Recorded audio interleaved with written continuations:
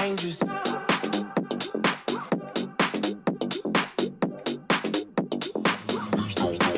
Get dangerous. Shameless. Basic. Shameless. Get dangerous.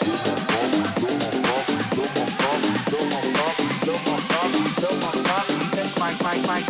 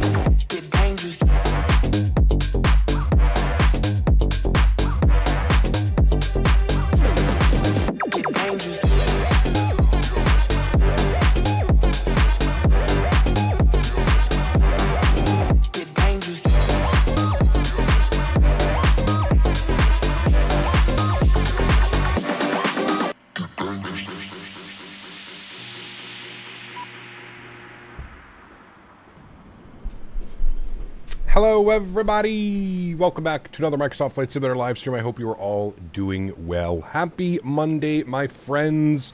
To all of my North American viewers, happy Labor Day. I remember I always used to dread this day. Although it was a great day because it was a holiday and everybody was home and everybody was around, it also signaled the beginning of the school year. Labor Day for a lot of North American students means that school is tomorrow. Oh boy, we don't like school. Good to see everybody. Ryan, welcome. AJ, good to see you. Evan, good to see you. Drag Person, welcome. JJ, good to see you. Atlas Air, welcome. Quick Match, good to see you. Vaj, good to see you. Scott, welcome back. Yuckfu, good to see you. Lee Russell, welcome. Allegiance, Southwest Passenger, hello. 12 Cut, good to see you, man. Greg Elwell, good to see you. Mihalo, good to see you, my friend. Gary P, welcome. Brandon Beery, good to see you, dude. Matija, good to see you. 12 Cut, welcome. Max Medcraft, good to see you. Schmark Hack, good to see you. 49 Whiskey, welcome back, man. LF Contop, good to see you. Tyrix, good to see you. Zeemson, good to see you. Soren Nornson, good to see you, man. Daniel Kopp, good to see you. Leonard Grant, welcome back. Cal, good to see you. Evan, good to see you. DeVito, good to see you. Sharper Travel, welcome back. Matthew Dawson, good to see you. Deadwood, good to see you, man. Welcome back. Hope all is well. Mr. Midnight Maverick, good to see you as well, man. Hope all is well.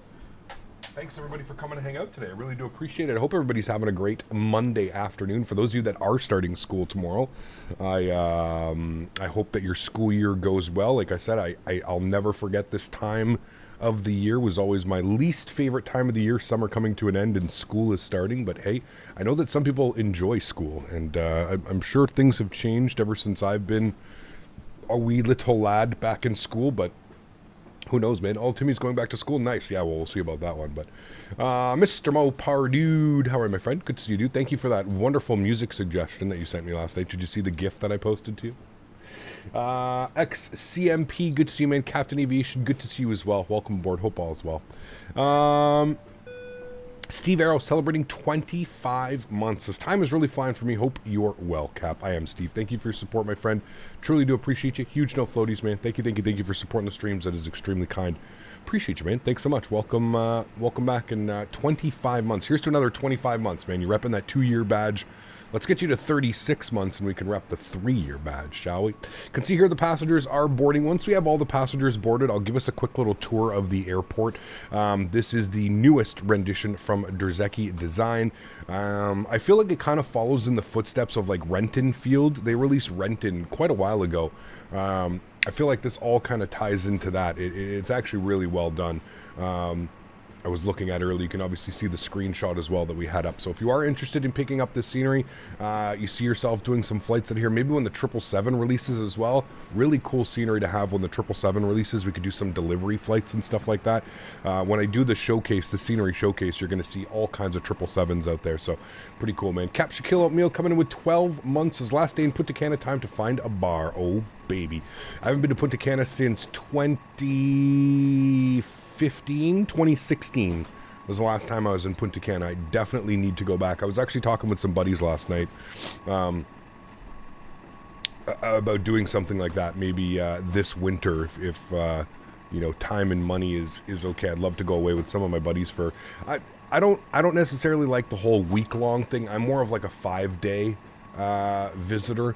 I find at a whole week, as somebody that doesn't really drink, now I will have a few cocktails when I'm out on vacation and stuff like that, but a full week, I find it just to be a little bit too long. 4 or 5 days to me is like the perfect amount of time to visit one of those places. So yeah, I would love to be able to do that. Sam, good to see you, man. Welcome back. Hope you are doing well. Tyrex, good to see you, man. Aviation Mike, good to see you as well, man. Welcome aboard. Shaquille, thanks so much for your support, man. I really do appreciate you, dude. Celebrating 1 year. Anyways, friends, let's jump inside the cockpit. Let's get this bad boy programmed, ready to rock and roll. We are looking at a flight time today of 2 hours and 31 minutes from up here in Paine Field down to, pardon me, Phoenix. I wanted to do like a single leg today. We've had some really long streams. We had like a 6-hour stream on Saturday. We had ended up being almost 4.5 hours yesterday with our shared cockpit with Jeff, which actually ended up going pretty well considering some of the issues that we went through, but had a lot of fun nonetheless. I hope you guys did enjoy this weekend as well. It's been a lot of fun showing off some new sceneries and some really cool stuff. So breaking out the 737-900 as well. We're back in the 800 today, Alaska colors. This is a real world flight. It's a little bit weird, to be honest with you. A lot of the time they're operating the E175, but I actually found this leg here, but it seems like they operate it, I guess it's like moving forward they're going to be operating. You can see like the 12th of June was the last time they did it, and then you can see in 2 days they're going back, and then every day from there. So it's going, you know, September 6th, 7th, 8th, 9th, 10th, 11th, 12th, 13th. So there must be something going on where like this is like a seasonal flight or something like that as it gets a little bit cooler. Maybe they need the more passengers to bring it down. But you can see the flight time here, 2:39, 2:32, 2:52. They probably deviated for some weather or something. 2:31. So again, we're scheduled at 2 hours and 31 minutes. That's our flight time on today's flight. So it'll be interesting to see how close we come to that number. Will we be early? Will we be late? But yeah, that's the flight plan. That is our stuff that we're looking at right there. Let's go and jump inside the aircraft. The weather is not pleasant here today. Raining, very low deck, clouds, and some big old clouds out there. So we'll jump inside the cockpit. We'll get this bad boy program ready to rock and roll. We are on the Pilot Edge network today. I apologize to anybody that wanted to fly along with us on VATSIM. We are on the Pilot Edge network today as we are out in the West Coast. So I always like to do, whenever we visit the West Coast, I like to do at least one stream where we're on the Pilot Edge network just to show you guys exactly how different Pilot Edge and VATSIM can be. So cool. First things first, let's go to the overhead. Let's start working on some things up top. We'll get our battery switched to the on position. We'll get ground power turned on as well. We'll go all the way up top. We'll get our ADIR set to the left, all the way to the right, nav and nav. Good. We'll wait for the align and align to come on. Beautiful. That is all good. We'll come down here. Everything looks good. I'm going to get a little bit of panel brightness so we can see what we're doing a little bit better. Beautiful.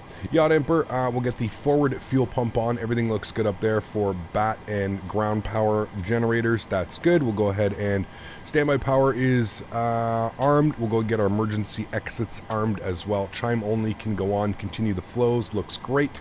Go and get our window heat on. Probe heat can stay off. Hydraulic pumps can stay off. We've got 3 doors open right now. Perfect. We'll go get our logo light on. Everything looks good up here for the pressurization panel and of course the aircon panel. We're going up to 35,000 feet today, so we'll bug up 350 on this guy here. 350 good. 350 is in, and we can get the landing altitude for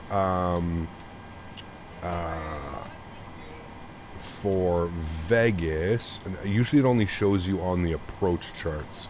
So let's just choose like a random runway and it'll give us the altitude. There it is right there. So airport elevation 1135. So we'll bug this up to like 1150, I think is what you do. You always round up, so we'll bug it up to 1150. There we go. That'll be our landing altitude. That should be set and done there. Wonderful. Let's come down here. We're going to go to our FS actions. We're going to go to payload. We are looking for a 0 fuel weight today of 60.4. Go ahead and bug that up. Beautiful. Go to return leg. We're going to go to fuel on today's flight. Fuel, we need 9.2 on the fuel. Quite a bit of fuel today. That's fine. Go to return. Returned. Good. Go to FMC. We're going to go to pause in it.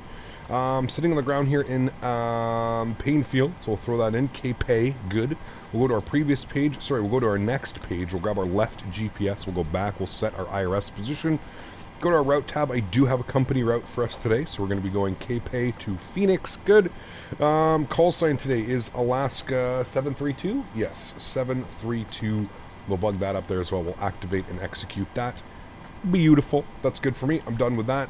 Let's go ahead and see if we can grab some ATIS, shall we? There should be ATIS. I think we have departure out of here. Paine clearance, ground, tower. This should all be covered. Seattle departure. 12865. Let's go and grab our ATIS here today. 12865. Grab ATIS and then we'll call up ground. We'll call up clearance and we'll get our clearance down into Phoenix. Ceiling 500 overcast. 500 overcast. 2.11. Altimeter 3004. Arriving at departing 3004. runway 16 left, 16 right. ILS runway 16 right approach and use read back all runway assignments and hold short instructions. Advise on initial contact that you have information Bravo.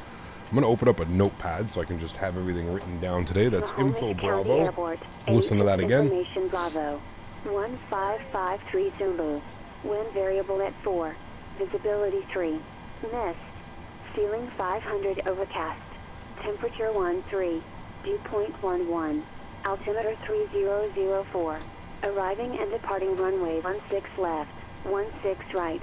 ILS runway 16 right approach and use read back all runway assignment and hold short instructions. Advise on initial contact that you have information Bravo. All right, we got info Bravo. We'll switch over to clearance now. We're obviously going to expect 16 right for the departure chat. So you can see we're down here at the terminal, which is really cool because we'll end up passing all the Boeing plants and all the airplanes kind of sitting out there as well. So it'll be really cool. You can actually turn out here and you can actually look and you can see some of the aircraft. I believe these are the 777X. You can see them all lined up here off our right wing. So again, it'll be really cool to taxi around this airport and just look at all the cool airplanes and stuff. Belgian Flights and Pilots celebrating 15 months. Huge no floaties to you, man. Thank you very much for your support. Really do appreciate you, dude. Thank you, thank you, thank you. Are there any plans for pilotage to expand to the whole U.S.? That's a great question. I honestly cannot answer that, Alex. I wish I could answer that. You'd have to direct all of your questions towards that over to Keith, the owner of Pilot Edge. I have no clue, man. These pilotage controllers are paid, so I know that it creates a little bit of issues as far as not all states allow this type of stuff happening. It's weird. He's explained it to me before, and the way that he's explained it is not every state will accommodate like this type of work, like as an actual like income. And anyways, there's weird stuff.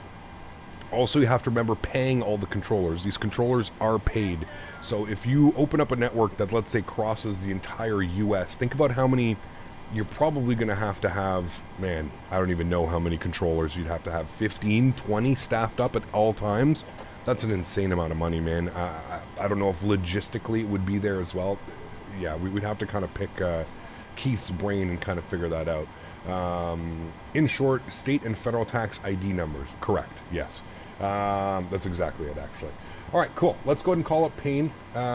We've got Paine clearance here on 127.175.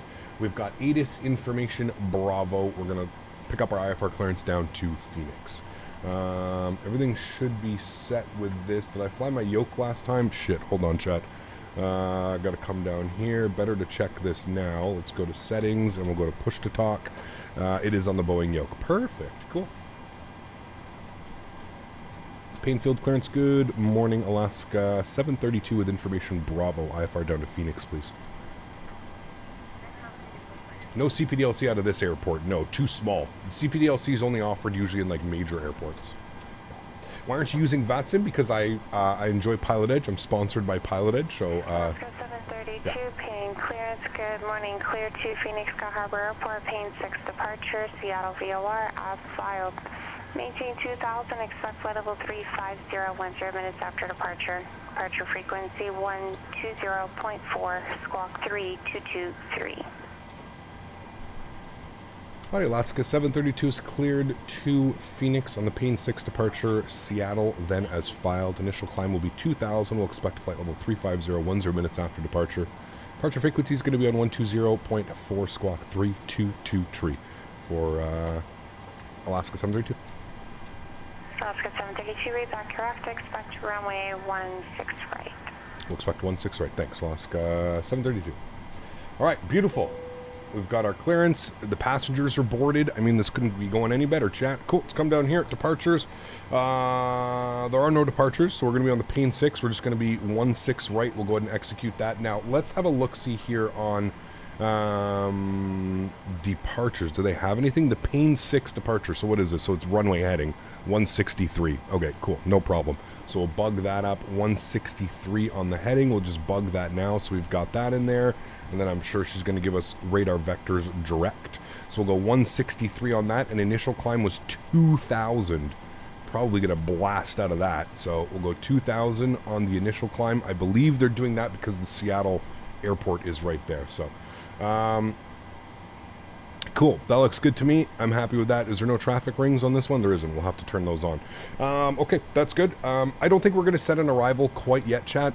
It's going to be a couple hours probably till we have to start, an hour and a half, 2 hours until we have to start worrying about any type of arrival. So we'll see what the winds are doing en route into Phoenix. So we'll just leave it blank for now.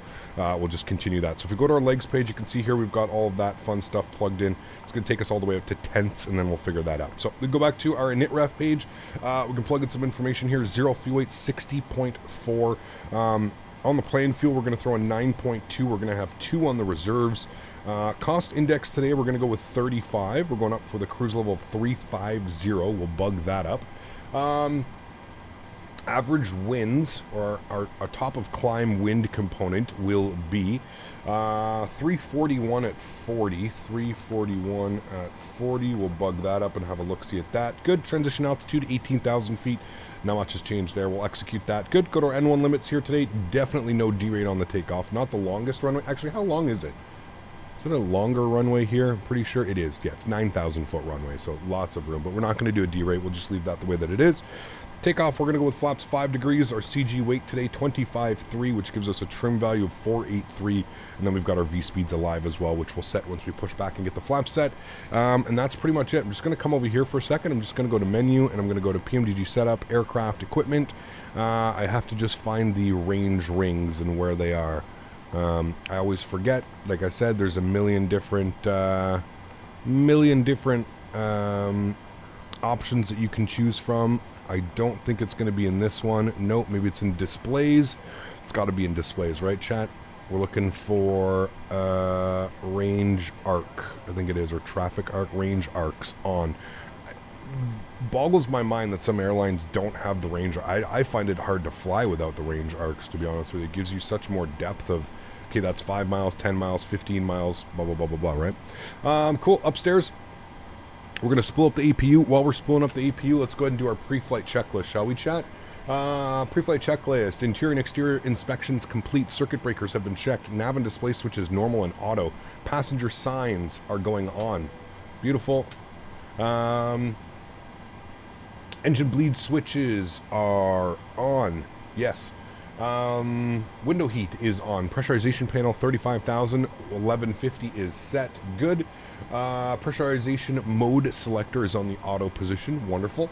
Mode control MCP is set 163 2000, and we'll bug up 151 because that's going to be our rotate speed. Good. 151 is set. MCP panel set. Oxygen masks checked. Good. Altimeters 3004 3004 cross checked. Good. Flight and nav instruments have been checked. Warning and annunciator lights checked. Good. Speed brake is down. Takeoff warning is checked and closed. Engine start levers are on cutoff. Stab trim switches are normal. Fire warning has been checked as well. Good. Radios and transponders. We'll do that now. So we're looking to squawk 322 tree. 322 tree. Good. We'll leave that on the XPDR. Wonderful. That's all good. Rudder and aileron trim free and 0. Parking brake is set. Windows closed and locked. Flight attendant briefing has been completed. Departure briefings. All right, chat. Here's what we're going to do. We know that we're going to be on the Paine 6 departure today. I can read it off of here right away. So we're just climbing on a heading of 163 and assigned by ATC as the top altitude. We'll be climbing to 2,000 feet, expecting 350 there soon after. Probably not direct up to 350, but from 2,000 maybe to like 16 or something. Looks like we're going to go full length today, so we're going to be using Alpha all the way down on the taxiway, probably to Alpha 1. I don't think we need to go Alpha Alpha. Alpha 1 should be fine. If there are any, we're just going to copy what we learned from Jeff doing. If there are any issues below V1, full reverse thrust and max auto braking, any failures above V1, we'll take it to the sky and we'll figure out how to solve those issues once we get airborne. If we have to circle back and do an approach, we'll obviously come in and expect the ILS 16 right. Other than that, we'll call that our departure briefing. Logbooks and QRHs are on board. Fuel required for today's flight, we need 5.9 and we've got 9.2 on board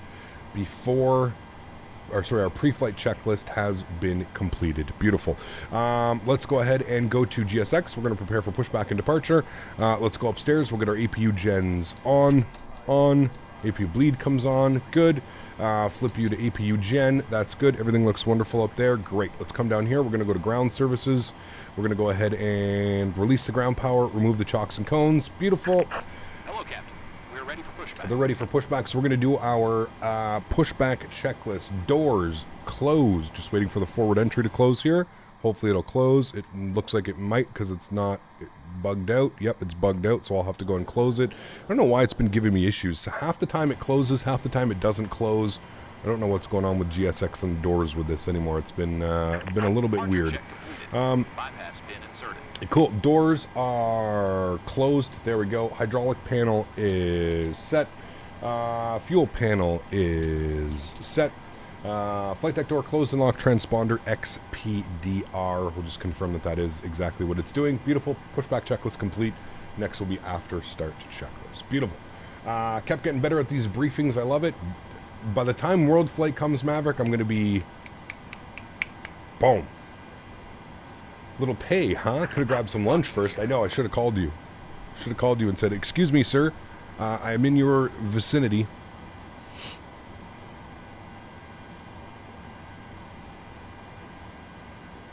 Yokohama Airport is 5 minutes from Paine. Very cool. Don't you need to shut off engine bleeds before the APU is on? No. No, engine bleeds stay on and open at all times. Engine bleeds don't have any, there's no issue with having, you'll get a message saying dual bleed, and you'll get a air conditioning error over on the first officer side, air conned, but no, you leave it open. Is Pilot Edge free? No, Pilot Edge is a paid network. Your squawk was 3223, not 3300. 3223. I'm almost positive that's what I put in. I don't know where you were getting 3300 from, but okay.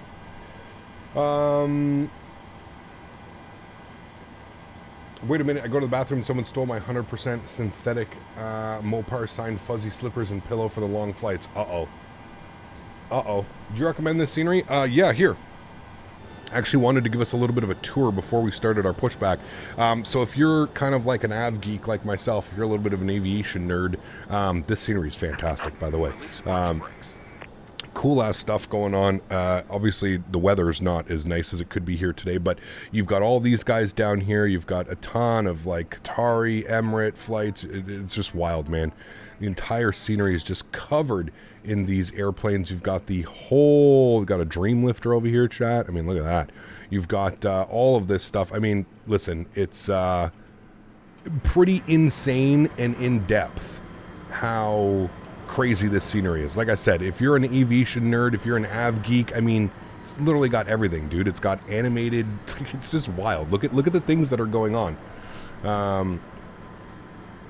It's crazy. Yes, it is absolutely worth it. I would 100% recommend this scenery. There is a link above if you're interested. If at any point you decide that this scenery is for you, there are links above. It's bananas, man. I really thought that the Renton scenery was really well done. I think this takes the Renton scenery like a step forward. It's pretty bananas how crazy this is. Just how much has been done to it. The entire Boeing plant is modeled. Everything else. It's really cool. I would definitely say it is worth its price tag, especially if this... That was weird. Especially if like these airports and stuff like that are your... Do we screw up the tug? Okay, no, we didn't. Let's release our park brake. Commencing push. Good. All engines clear. Start Wonderful. at will. We'll go ahead and get our anti-collision light on. And let's go ahead and... I might have screwed up the pushback. No, okay, we're good. Sweet. Let's go ahead and spool up engine number 2. Over to ground. Start valve open. And 2% will be rising. Drzewiecki doesn't mess around. They don't. No. And the performance is, you know, listen, I always say this. Whenever you have this much detail at an airport, you're going to be, you know, the performance is going to be not as good as necessarily it could be. But I don't think there's anything wrong with that. I think if you look at the attention to detail and you just look at everything that's going on at this airport, I think you're okay with, sacrificing a couple frames to have these types of visuals. Now, 29, 30 FPS not on VATSIM and on the Pilot Edge network. Some would argue that that's too low. We'll see. Does the 777 production line even exist yet, though? Of course. Yeah, dude. As far as performance is as good as it is considering what's happening, yeah, it's okay. Like I said, it could be better. You know me. It could always be better, but yeah. On the doors issues, try keeping the jetway attached and only dismissing it by selecting prepare for pushback and JSA. Yeah, I usually do that, Andy.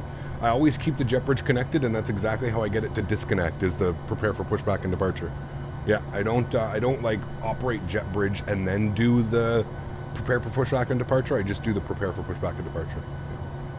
Another option for Hawaii flights, because Alaska's operating 7.3s. How to pee. There you go. That'd be pretty cool. All right, let's go ahead and set our park brake. Cockpit to ground. We have a good engine. Good. Engine number 1 over the ground. Start valve open. And 2% rising. Good. Are you giving away a copy of this scenery? Unfortunately not. Nope. This isn't done by any builds. This is done by Drzewiecki Design. So unfortunately, as much as I would love to do a giveaway, unless they say, hey, Captain, here's a copy for you to give away, I can't just assume that they're going to, you know, and I can't put any builds on the hook either for doing a scenery that isn't created by them, right? I hope you understand. As much as I would love to give a copy away, it's not on me, man. Yeah. Qatari 787 is currently doing a test flight from Everett. Was built 2 years ago and still not delivered. There you go. Well, that's because they're still doing its whole flight thing, aren't they? It's still doing its testing and stuff. Alaska starting Honolulu flight from Paine using the 739 starting in November. Very cool. Very cool. It's a tiny little airport here, man. I mean, there's 3 gates. It's pretty cool. Probably a good option for those in like the Seattle area or something like that. Okay, 2 good engines. Let's go ahead and get everything on, good, off, start switches, good. Actually, no, hold on, do everything by the checklist, Captain. Flip you to Gen 1, that all should be good upstairs, good. All right, let's go ahead and do our after start checklist. Generators are on, probe heat's on, anti-ice as required, air conditioning panel is set. Recall checked, auto brake, RTO, after start checklist is complete. Beautiful. We'll go flaps 5 degrees. Set our takeoff speeds 41, 43, 51. Flight directors, good.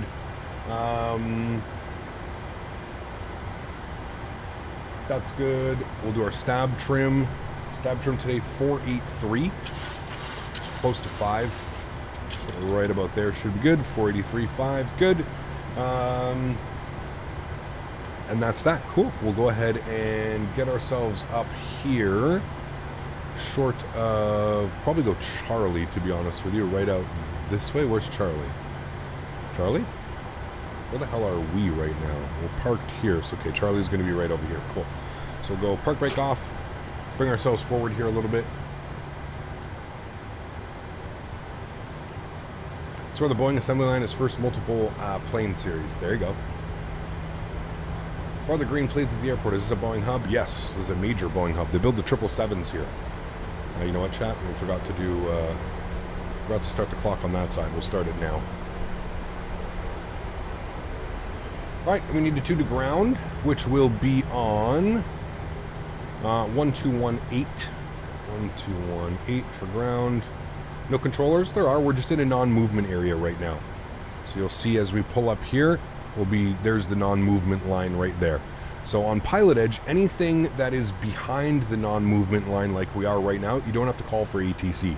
Anything past that, we're going to have to call for ATC. So we're going to be short of Charlie, and we'll give them a call and we'll let them know. So it's just some little different things. Keep up the great work. Jerome, my man, coming in with the $10 donation. Huge enough floaties to you, Jerome. Thank you very much for your support, man. I truly do appreciate that. That is incredibly kind. Thank you, my friend. Appreciate you. Cool, sweet. Tune to ground. We're on ground. We'll let them know we've got Bravo ready. Taxi 16. Now, what do they call? Is it Paine Field? I don't know. I don't. I guess we could just call it Everett or Paine Field. We'll call it Paine Field because that's, I guess, what it is. 828, contact Oakland Tower. 828, Oakland Tower. Paine ground, good morning, Alaska 732 with Bravo, short of Charlie, ready to taxi 16, right? Alaska 732, Paine ground, runway 16 right, taxi via Charlie Alpha. 16 right, Charlie Alpha, Alaska 732. All right, there we go. Got the instructions. My track IR isn't working today, chat. I don't know why. Track IR is not working. I'm actually just going to remove it off my head so it's not getting in the way, but I can't get it to work. It's just one of those things. I have to restart the simulator. And, yeah. What kind of 787 did you fly on to Edmonton? We actually did Toronto to Calgary, Mr. Mopar, and it was a 787-900 by WestJet. All right, taxi lights coming on. Leaving the ramp area. A bit overcast today? Yes, overcast down to 500. Yes. All right, Charlie Alpha. Beautiful. We'll go Alpha 1. Tower frequency will be on 3295. 13295. Bug that up. Marcus, thanks so much for 6 months. Appreciate you, my friend. Huge no floaties to you. Thank you for coming to hang out. And thank you very much, my friend, for celebrating 6 months as a business class member. Appreciate you, man. 3295. Got that set up, ready to go. Sweet. Yeah, so I mean, you can see my FPS down here in the bottom corner. Now, is it unplayable? No, but I couldn't imagine flying on VATSIM into this airport. We'd probably be getting like 24, 25 FPS, so yeah. When do you think you'll be upgrading your PC? Probably in the new year. Probably come February, March, somewhere around there. I should have the funds allocated by then. I am putting some money away for this, but I just can't right now, man. I can't justify it right now. Christian Brown Productions, huge enough floaties to you. Thank you very much for your business class subscription as well. Appreciate you, my friend. Thank you. Incredibly kind. I just got a PC. It's about 2 years old now. The thing is the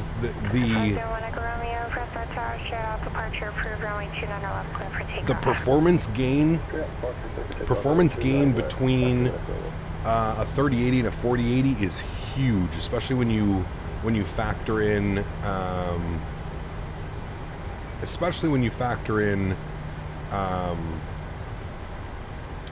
frame generation. It's crazy.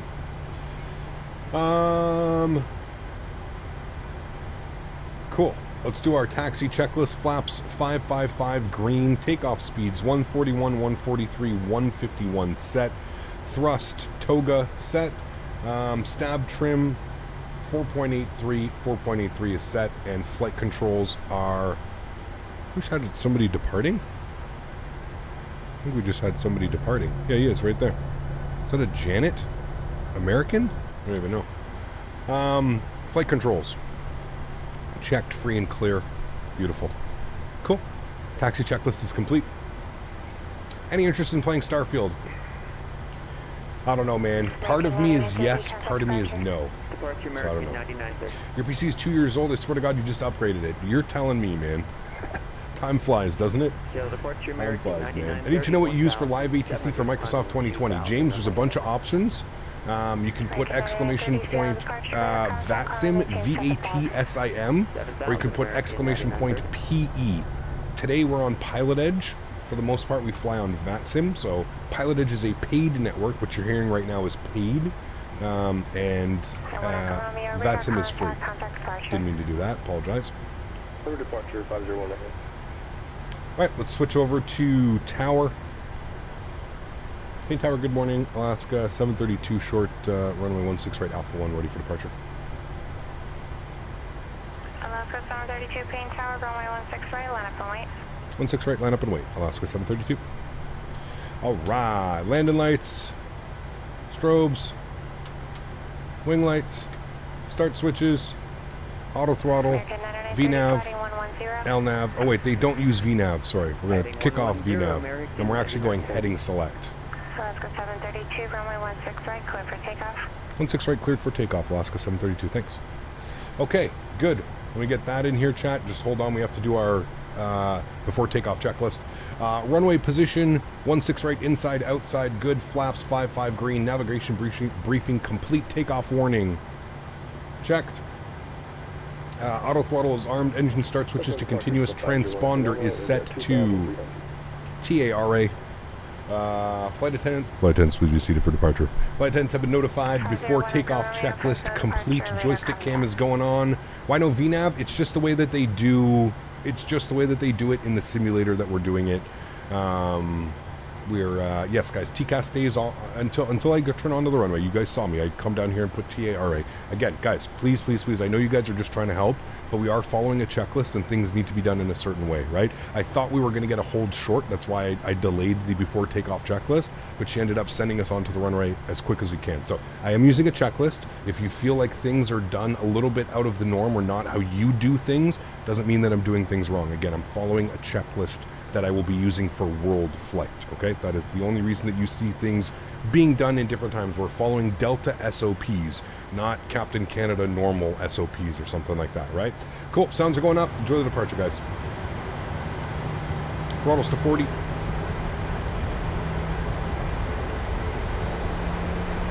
Chrono's on. Let's go flying toga. Takeoff power set. Slight nose down pressure on the stick. Airspeed's alive.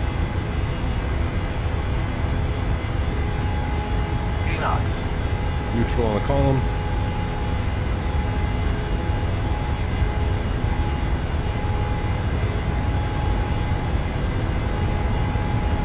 V1. Rotate. Rotate.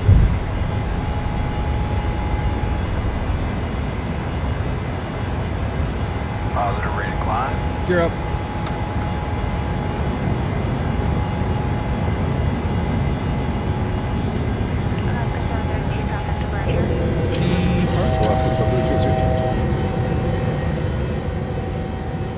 Sound departure, good morning, Alaska 732, 1500 for 2000.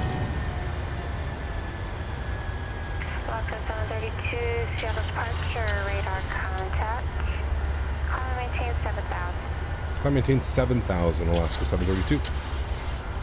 All right, we'll go level change, 7,000. Alaska 732, fly heading 120. Heading 120, Alaska 732. That is a busy departure, chat. Busy departure. Okay, we're going to go heading cell. We're going to go back to VNAV. Good. Let's keep that right turn rolling. That is a busy departure, chat, for single pilot. Let's go flaps up 1. American 9930, climb maintain 15,000. 15,000, American 9930.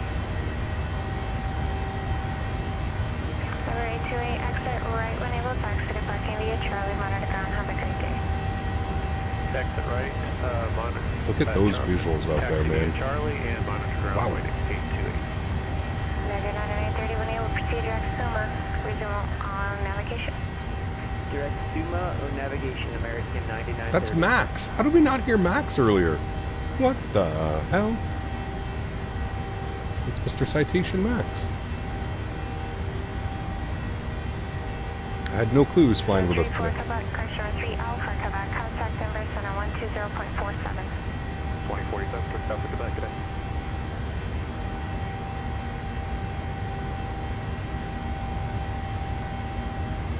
He's your most favorite fan? No, I am his most favorite fan. Now, is there anywhere on here that's telling me that I should maintain... Is there a speed restriction? There isn't. I wonder why the aircraft is trying to... Let's go flaps clean. I wonder why the aircraft is trying to hold 215 knots. There's no speed restriction that I'm seeing, so I'm just going to bug up 240 for now. We're flaps clean. 343 Alpha, Quebec, Denver Center, rifle altimeter 2993.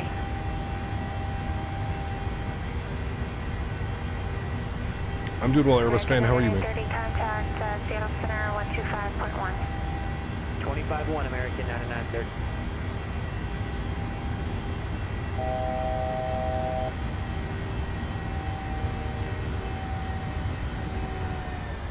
We're coming up to 7. Still hand flying. 9930 Seattle Center, Seattle altimeter 3005, climb and maintain flight level 390. Yes, the first day of school. When you color code your notebooks and folders, unless you were lucky enough to get a trapper keeper. Also, having to cut up paper bags to cover your textbooks. You lay out your clothes, first day on picture day. Yep. You got that right. Usual floaties to you, C2A. Thank you for the continued support. Beautiful. Cool. Pilot edge disconnected. That's not good.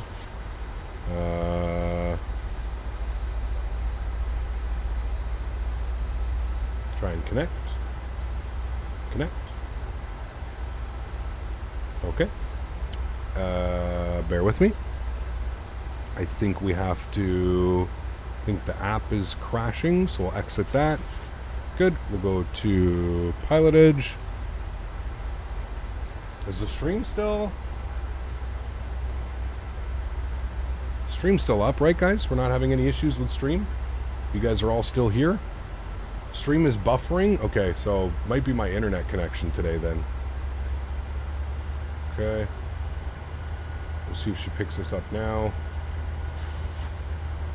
The stream went out for a sec? Oh, okay, so it's definitely on 732, climb and maintain 15,000. Climb maintain 15,000, Alaska 732, thanks. Alright, 15,000. 350, what Echo Romeo. We're gonna go level change. Thank you, Fresno altimeter 3000.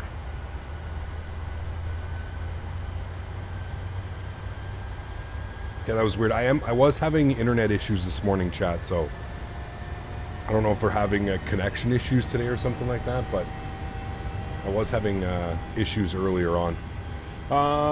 Okay, after takeoff checklist. Flaps are up, gear is off, auto brake is off, packs are in the auto position, pressurization panel. Enable procedure AlexSiu, then contact Seattle Center 125.1.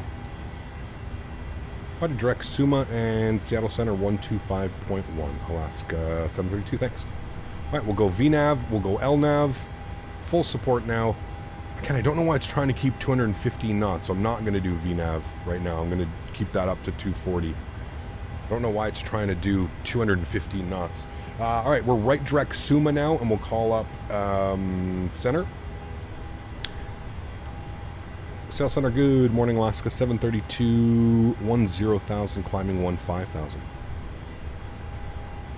Alaska 732, Seattle Center, good morning, Seattle altimeter 3005, climb and maintain flight level 350. 3005, we'll climb and maintain flight level 350. Thanks, Alaska 732. Alright. Ah, there we go. That would be why, Max. Thank you. Below the class Bravo, 200 knots, but it's trying to maintain slowest clean speed. Got you. Okay. Now you're above it, so you should speed up. Okay, cool. Let's try. Let's see. We'll go into VNAV. Yeah, you're right. Hold on.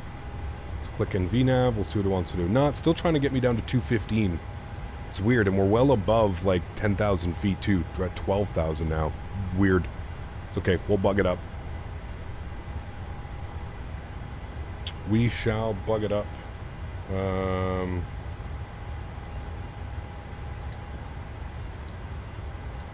Yeah, it's kind of weird actually. If you look here at my flight plan, it's not showing like any speeds or any altitudes. I wonder why that's doing that. Did I forget something? Performance, we have our cost index, we have reserves, we have our cruise level. There's no reason that we shouldn't be getting data into there. Does anybody know why we're not getting any data into there? Yeah, we did our perf. You haven't executed your performance? I did, 100% I did. You can even roll back the video. But I'll put in 35. We'll try and do it again. We'll see if anything... Yeah, see, I just did it again. Executed it and nothing's coming in. VNAV is on. Yeah, LNAV, VNAV. Everything's on. Everything's on the way that it should be. Roll it back. Check the climb plays. I believe you can change VNAV speeds in there. Climb speeds. This is 280 MCP. It's weird. Target speed 280 MCP. It definitely should say something else there. It's weird. It's got cruise like in there as well. It's weird, man. Maybe I'll request the winds and see if that does anything. I don't know. It definitely does not have any. It's going off book speeds. Yeah, it's weird. It's real weird. I don't know why it doesn't. I don't know why it's not realizing. I did set V speeds. Everything was set, guys, and V speeds aren't going to affect your. V speeds aren't going to affect like your performance data and stuff like that. Everything was set. We would have got a takeoff warning if it wasn't set properly. Okay. Uplink. Execute. Clear. Yeah, something weird's going on. It won't even let me... It won't even... Like, watch what happens when I try and request wins and stuff like that. Something's definitely bugged out with the airplane right now. I don't know if it's delivery or something's not happy. Like, I did our wind request. Still nothing is populating. Oh, there it is. Okay, now it's telling me that it can load it. Okay, cruise wind uplink loading. See if this fixes it. Execute, and I'm not getting any speeds, not getting any wind, any data, nothing. Nothing is showing up as far as like that stuff. We've got a target speed now, but it's still not showing any of my... It's really weird. What if I put in an arrival? Maybe it's freaking out because I don't have an arrival in? I don't know. Let's see.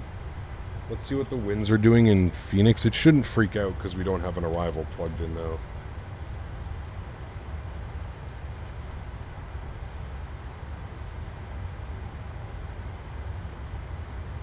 Variable at 3. Okay, let's plan for... Now I've got... Yeah, man, weird things happening today, dude. I keep getting disconnected from Pilot Edge. You guys are getting buffers. I think my my internet is just being weird, and I'm wondering if it's causing issues today.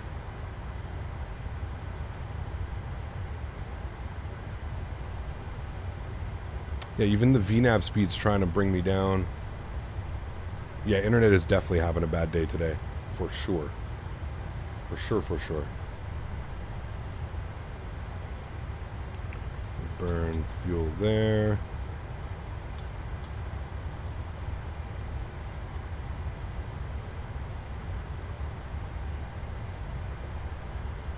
Weird, man. It's one of those weird days, chat. Weird days. And like when I try and log back into the Pilot Edge, it's like saying that our call sign is already in use, so it can't log us in. Weird things happening today, chat. Weird things are happening today. Fuels in kilograms. Now I can... Just confirm your plane cruise 8,500, or are you going to stay at 6.5? Fingers crossed we keep... right now, and I don't know. Mount Rainier, yes, it is. No, it has nothing to do with Pilot Edge. It's everything to do with my internet connection. I keep like losing connection to the internet, so it keeps, you know. It's supposed to be a brand new Boeing 737 flying out of Paine Field. You're telling me, man. You're telling me everything's been done. Like I don't, you know, you can even see like just for an example, like We're getting speeds and restrictions on our descent. Everything's there. Everything that we would want is there. We're just not getting any data for like our climb and our cruise and nothing. We even put in our wind. You can see here climb. It says like, I don't know, 290 / can't you do 0.77? I don't know if that's like any better. Nope.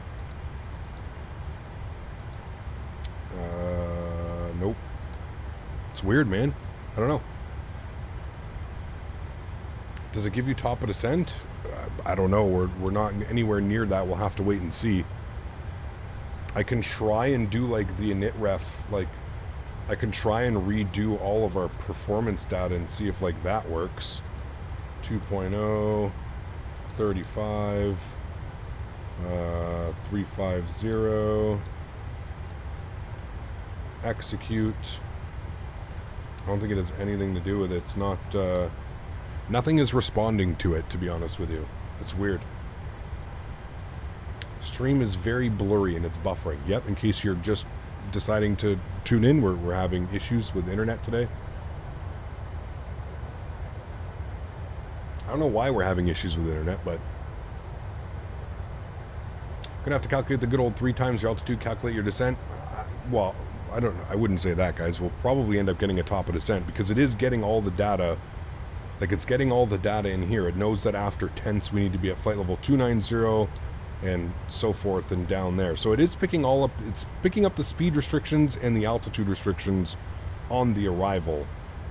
So we should get a top of descent, but I don't know. I don't know, but definitely something weird going on with the aircraft this morning, that's for sure. I'm not quite sure what's going on with it, but hey. As long as it keeps flying, fingers crossed. I'm wondering if this is, I wonder if this has something to do with the shared flight that we did yesterday. I've heard that your controls can kind of screw up your airplane sometimes. I'm wondering if this has anything to do with your controls, but I'm not quite sure. I don't know.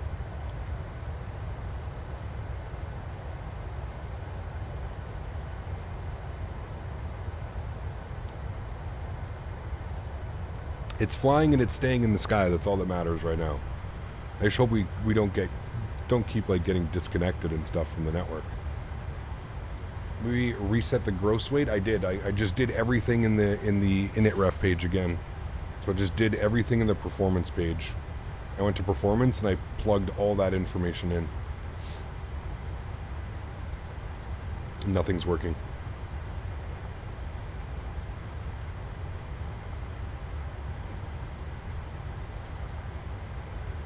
Nav options, no.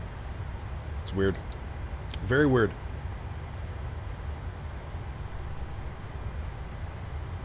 Any giveaway today for? No, unfortunately not, man. No giveaways today, man. As much as I would love to have some. No giveaways today. Don't think so because I had the exact same happen and never used your controls. Okay, so it's maybe just a bug with the airplane then.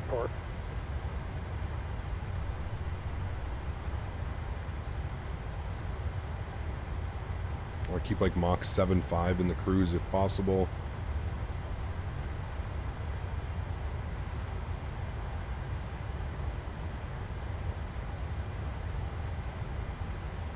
What does the money sign mean in the METAR? I'm not sure.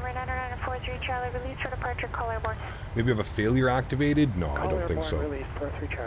I don't think so at all. He kept just arriving on a question. I want to buy the 737. 13515, Alaska 732. We'll see you. 13515 for Seattle Center. We'll bug that up, chat. Maybe try and reset the PMDG settings in the FMC to default. Well, I'm not going to do anything now. Not mid-flight. We won't worry about that mid-flight. We'll, like I said, we'll just, I'm pretty sure it's just the aircraft having a little bit of a bug, so we'll see. Maybe that small glitch before pushback caused it. Could have been. Yeah. Could have been for sure. Seattle Center, good morning. Alaska 732, flight level 300, climbing 350. Oscar 343 Alpha Quebec, Denver approach, junction altimeter 2994. Alaska 732 Seattle Center, thank you.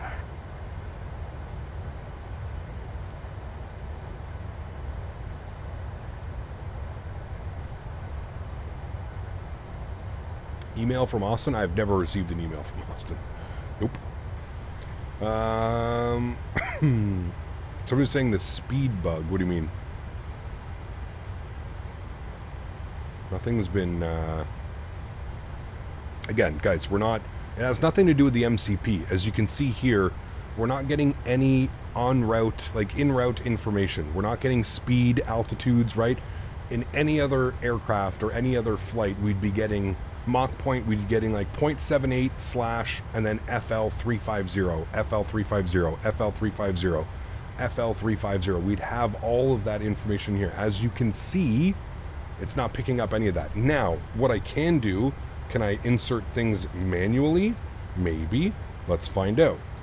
0.78 FL350. Let's see if we can bug that in. Invalid entry. Okay, so it doesn't even let me do that. Let me try and bug that into there. Invalid entry. So something is going on. Something's not happy, right? I can try and like, let's just put like 350, see if that works. Invalid entry. Again, you can definitely do that. So, yeah. There's definitely something going on with the departure. It's like not happy about it or something. I don't know. I don't know, man. Let's not worry about it. I think we're perfectly fine. We just may have to go, just check Bell support for outages in your area. They claim nothing is going on. Good thing I'm not on Bell. I'm on Videotron, Dan. Not Bell. Videotron.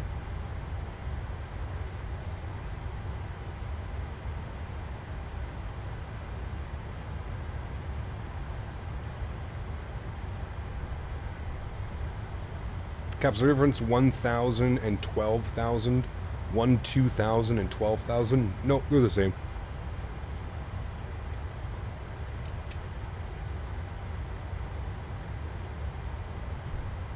Do you have a star loaded? I do, yes. And like you'll see, if we go to our next page, it's grabbing all that information. So it knows at pants, no speed restriction, but we have to be at flight level 290. At duty, flight level between flight level 24 and 29. Between Mayor 270, flight level 19 and 250. All of those things. So you can see that it's loading speed restrictions and altitude restrictions in for the arrival. So, weird things going on. Weird things. I don't know if it's given me a top of descent either, to be honest. I don't know if it is. Let me step through here. We can see if we get a top of descent. I don't think it is giving me a top of descent, to be honest with you. Because it would be somewhere between Cork and Tents that we'd be getting our descent. So yeah, something's off. It's not calculating, like somebody said, there's something weird that's going on. It's not calculating. It's not calculating something correctly, and I don't know why it would not be, because like, yeah, even in my progress page, nothing. Like look at how broken my progress page is. It's not showing like top of descent. It's not showing anything. Progress page is completely bugged out, which is super, super, super weird. Like, I've never seen a progress page that looked like that. Yeah. Something in the star is messing up your arrival. Oh, what did we just get there? Okay, we just got a bunch of information. Now we do have a top of descent. What if we go to our legs page? And now all of a sudden everything is plugged into our legs page. 343 Africa Bike, Junction Tower. I don't know what's going on, chat, but we're just going to pretend that nothing happened, okay? We're just going to rebug this little VNAV here. We're at cruise altitude, and let's just pretend nothing happened, chat. Rolled it back, and the only weird thing I noticed is that when you copied the GPS left value into the scratch pad, it did not paste correctly. It looks like it bugged. It always does that, Andy. Because I'm using the actual physical FMC, it always does that, Andy, unfortunately. When they're already aligned. It won't do it if they're not aligned, but if they are aligned, whenever you put it into the scratch pad, it disappears immediately. So,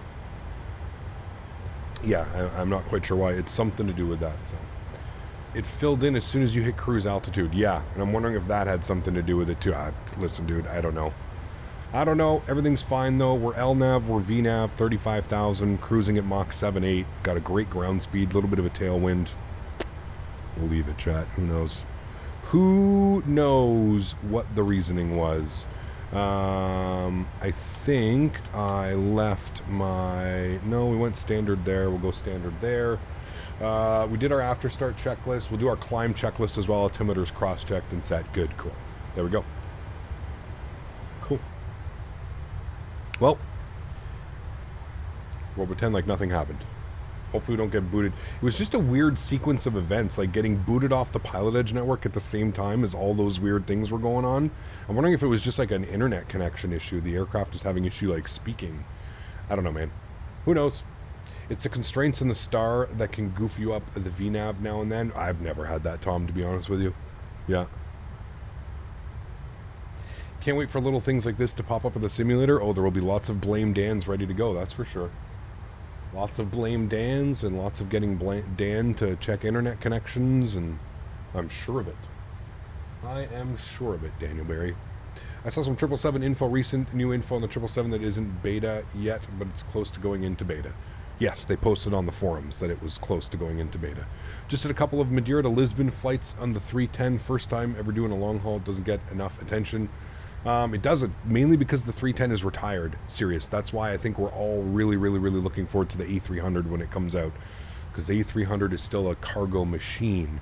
Yeah, the 310, it's a little bit difficult because no one's flying it anymore, man. It's one of those, like, kind of forgotten, you know, those forgotten beasts.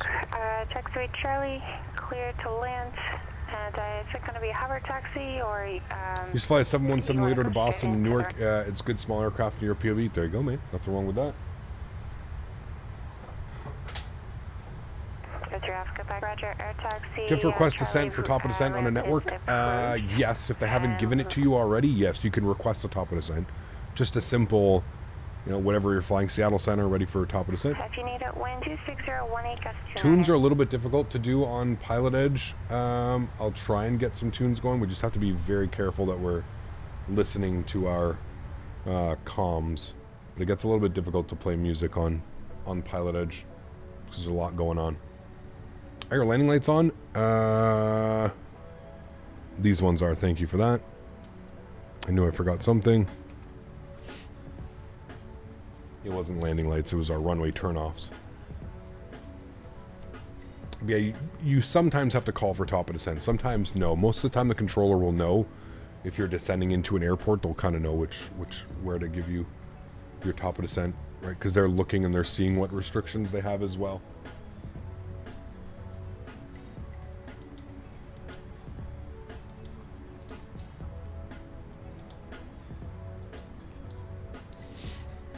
Right, currently doing a flight from Fog to Seattle. How long is that? 5.5? Something like that? 5.5 hours?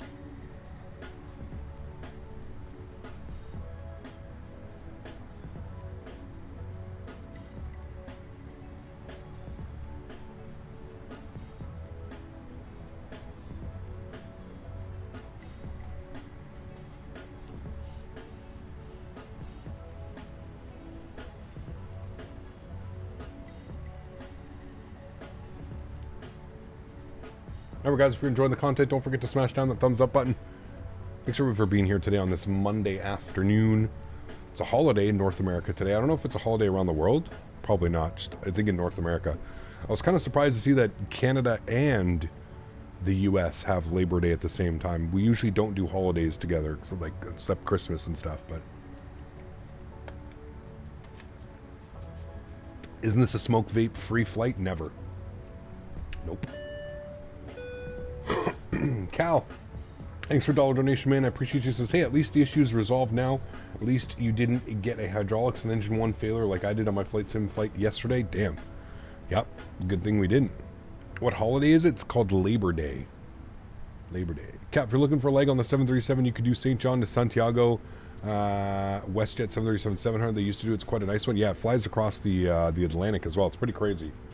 I don't know how I feel about that on a 700, but did some nice NA hops this morning. Boston, YUL, YYZ, DTW, and the sunrise views. Nice, Benny. Very cool, man. Very, very cool. Are you doing cross the land? Probably not. I'm probably saving up for cross the pond, man.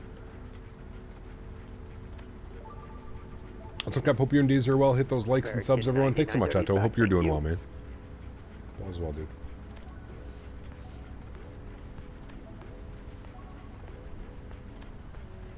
American 9930, no worries.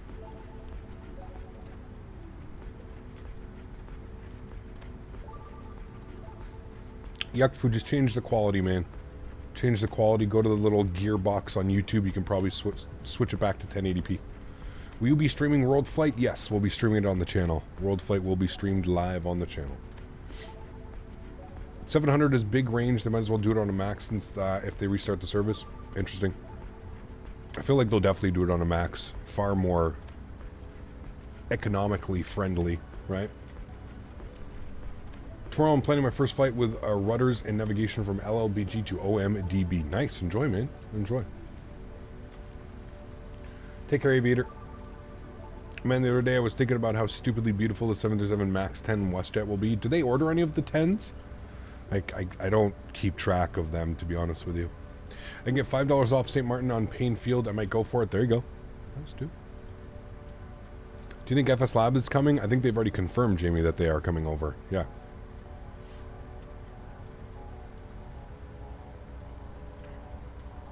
They did order the 710. Gotcha. 737-10. Benny, celebrating 21 months. As oh, I didn't know I had this. Huge no floaties to you, Benny. Thanks so much for your support, man. I appreciate you. I have one too, Benny, but I'm saving it up for something special. I got one too. Every time I go to the channel outside of like the studio, it says, hey, use your milestone membership chat. Which will be better, the Phoenix or the FS Labs? I don't know, man. Way too early to tell. Who knows? Who knows, dude? I've always used a 3D Pro stick from Logitech. Never really need for rudder and pedals. Oh man, it's a complete game changer, man. I can confirm that. I went quite a while without just using the twist axis on my joysticks and stuff. And I remember when my friend told me to get a pair of rudder pedals, and I got a pair of rudder pedals, and it was just incredible. 6552 Yeah. Bravo, Reno clearance, departure frequency. No, I know Skyflyer. I'm just saying it's. I don't know. I feel like I guess my mentality was the 700s are older. A lot of the 700s are older, but that might not be the case, right? I guess it just depends when they were built. But that's a small airplane to send across the Atlantic, man. Like let's not doubt that. You see a 737-700 flying across the Atlantic. That's pretty wild, right?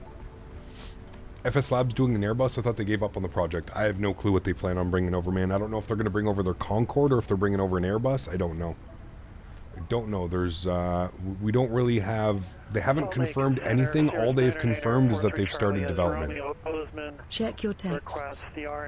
Check my text, he says. Oh no. What did we get? Max. If you want to, dude, if that's something that you want, I mean, I can always reach out to any builds. I could do something like that. Yeah, man. I mean, for sure. That's incredibly kind of you. You absolutely. I have to actually fix you on the leaderboard, man. You've donated $80 yesterday, which puts you up to 125, and then you just donated, so that's 140 on the month. So we got to get Max up onto the leaderboard. If that's what you'd like to do, Max, sure. I'm pretty sure I could work something out with any builds, and I could get them to work something out there. But guys, please get some love in chat for Mr. Max. Incredibly kind, man. Thank you, dude. I appreciate you, man. Yeah, I'll work something out with. I'll have to message any builds and just confirm that that's okay with them. Just because it isn't their scenery, right, Max? I don't know how they're gonna approach that. But yes, I can definitely reach out to the contacts and see if everything they would be okay with that. It was Bain milk the cows. No, stop it. Stop it. You get recognition here on the channel, my friend. You deserve the recognition. You know, everything that you do for the flight sim community and the real aviation community as well, man. You deserve the recognition here on the channel, dude. You do. Yeah, absolutely. I'll send off a message. We'll see what they say, Max. We could do that. It is beautiful scenery, man. Yeah. You really need to possibly get Kyle on one of your flights. Dude, you know how difficult it is? You have to remember, dude, Max isn't just flying. He's not just flying around in his airplane, right? A lot of times that he's going to be flying to Romeo Foxes, he's working, right? He's got, you know, it's not as easy as just having me on the flight. I'm sure if it was as easy as bringing me up on a flight, he probably would have done that already, right? It's not as easy as just doing things like that. If an opportunity ever opens up, though, I've already told Max. American 9930, flight level 390. You make it happen, man. I'll fly to wherever it is, you know? Yes, if possible. Yeah. We're already over in the Salt Lake Center? Jesus. Where are we? I guess, yeah, we're about to cross over into Salt Lake. There's the Salt Lake City FIR all the way down there.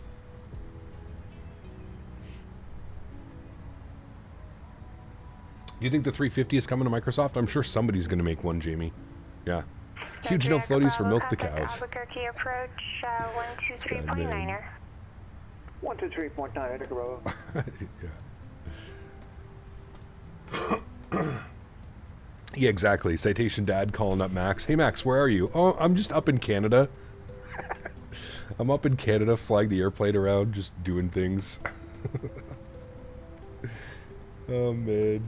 I wonder how that would work. I mean, Max, you've been up into Canada before, right?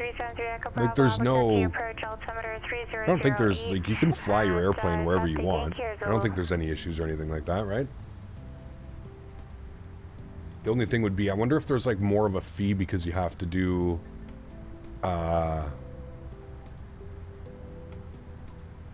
C-Dad is a tough boss. Yes, he is. Yeah, I don't think there's any issues flying into Canada, right? You just have to pay like some... Well, you have to go through customs when you land here, Max? I don't know how it works. I'm assuming it is the exact same. You gotta go through customs, you gotta go through that whole thing, but... Yeah, you did. Okay, I remember seeing you flying to Vancouver. That's right. Yeah, okay. I knew that you had. Flying to Vancouver is... What a beautiful approach, right, Max? Have you done over the water, or did you do over the city? Did you land on the 2.6s or the 8s? I mean, both are beautiful approaches, but...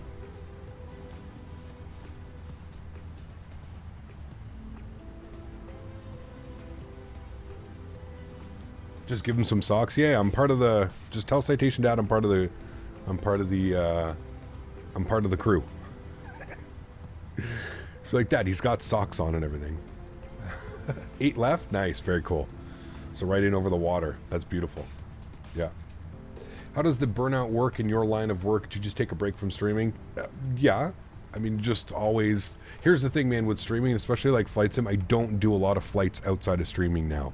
I still do like a few flights a week, like outside of stream, just to make sure that, you know, I stay proficient and sceneries look good, or if friends want to do like a flight or something like that. I will still do some flights, but for the most part, I mainly keep the flying for my streams, just so that I can truly enjoy it. I love Flight Sim, dude. I've been, for 10 years, I've been you know, I've been an absolute diehard Sim fan, so like, no, I still love doing these and jumping in here and doing these, man. And then I have you guys to come and hang out with as well, so it's, you know, they go hand in hand, man. They're, Alaska 732, yeah. Contact Salt Lake Center 128.72. 12872, Alaska 732, we'll see you. 12872 for us. Cool. Every time you fly in Canada, they charge you an ETC fee. It's wild even if you don't land in Canada. Damn, really? Interesting. Wonder if it's because like you have like a foreign registration or something like that. Weird. I think DFT is one of the creators or something. They make very nice versions of aircrafts. There you go. Those damn Canadians. Yeah. Welcome to Canada, where we even try and tax the airplanes just flying in our airspace. Hey man, someone's got to pay Trudeau, right? Someone's got to pay him. Salt Lake City Center, good morning, Alaska 732, flight level 350. Alaska 732, Salt Lake Center, thank you. Oh, Vape's dead, chat. Canadians getting their money somehow. Sure. Surely not. Yeah, exactly. No way, you say. Impossible. Jack, give me a second. I'm going to get my other vape. I'll be right back.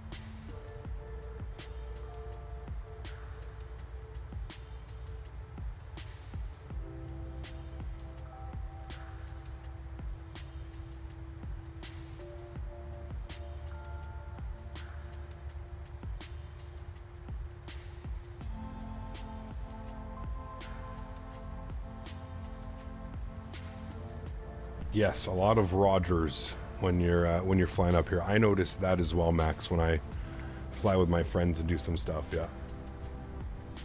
Roger.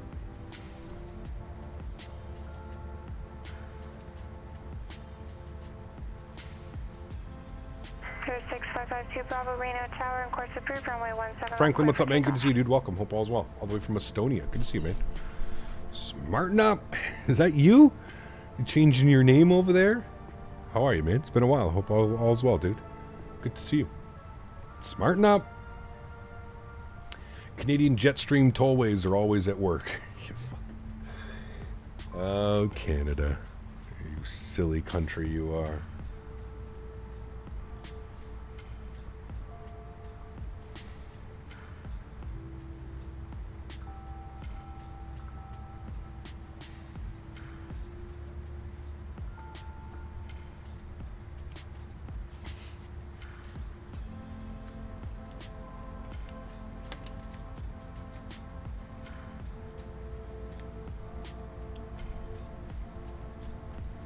Roger Dodger and Victor Vector. That's it, man. Sleepless. How are you, man? Celebrating 24 months. Repping the 2-year badge. Huge enough floaties to you, Sleepless. Thank you very, very much for your support, man. I really do appreciate you, dude. Thank you, thank you, thank you. Extremely kind, man. Thank you. Have you done the giveaways? Well, I gotta speak with any builds before we plan any type of giveaways.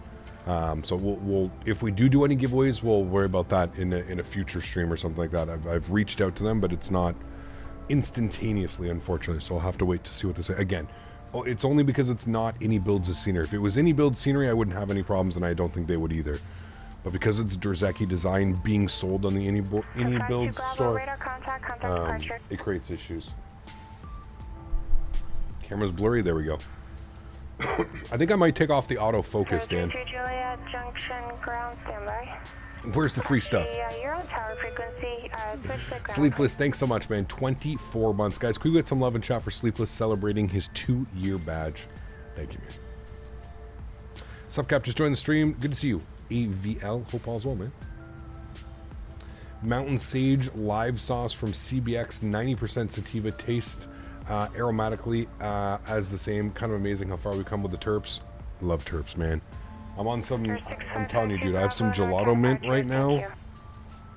This stuff is just incredible. What do we got for terpenes? 92.1 on the gelato mint with 11.4 terpenes. Natural terpenes. Farnese, limonene, carafline. Those are the top 3. So good, dude. So good. That one's one of my favorites. I actually found a new one the other day, too. It was gelato cake, live rosin. That was damn good, too. Super tasty. Only 80% on the THC, though. How many terps does it say? 9% terps. It's a good one.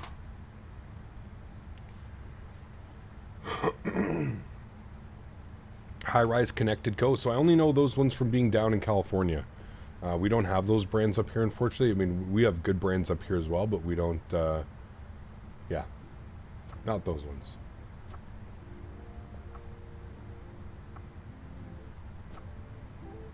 Excuse me, that's a flavor? It is, yeah. It is incredibly hot here today, man. There's no way it's 28 degrees. That's a flat-out lie. I was walking this morning. That's not correct. Unless that's the temperature with the feel there, with like the humidex. No, I guess it is. Okay. Yeah, go with the feel there, though. It feels like 39. The humidity is out of control. Out of control. Right now feels like 36 where I am. It's showing 28 degrees Celsius, but the real feel is 36 degrees. I don't know what 36 is in Fahrenheit. Probably 90-ish, 90 something. Yeah, just flew to Toronto in the sim and it was very hazy. Yes, it is right now. The humidity, man. It's crazy. 10 degrees in Edmonton? Dude. Y'all are just teasing me, man. Like, I want that weather. I'm sorry, but I'm ready for the fall weather, dude. I am not. Like, I got up to go get my other vape and I looked at it's 26 degrees in my condo and I have both AC units running full blast. That's how hot it is. That's how humid it is. Sorry, not hot, humid. That it's just I can't cool down my apartment. It only gets like this when it gets like up into the high 30s in the humidity range. I struggle to keep my apartment cool, my condo cool. Stream's good so far, Caleb. A little bit weird. Was having like almost weird computer issues, but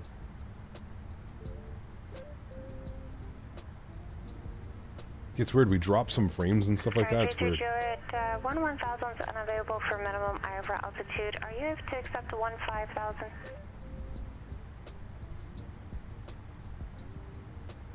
Real field 96 in Eastern Kentucky. It's probably about exactly what it is here.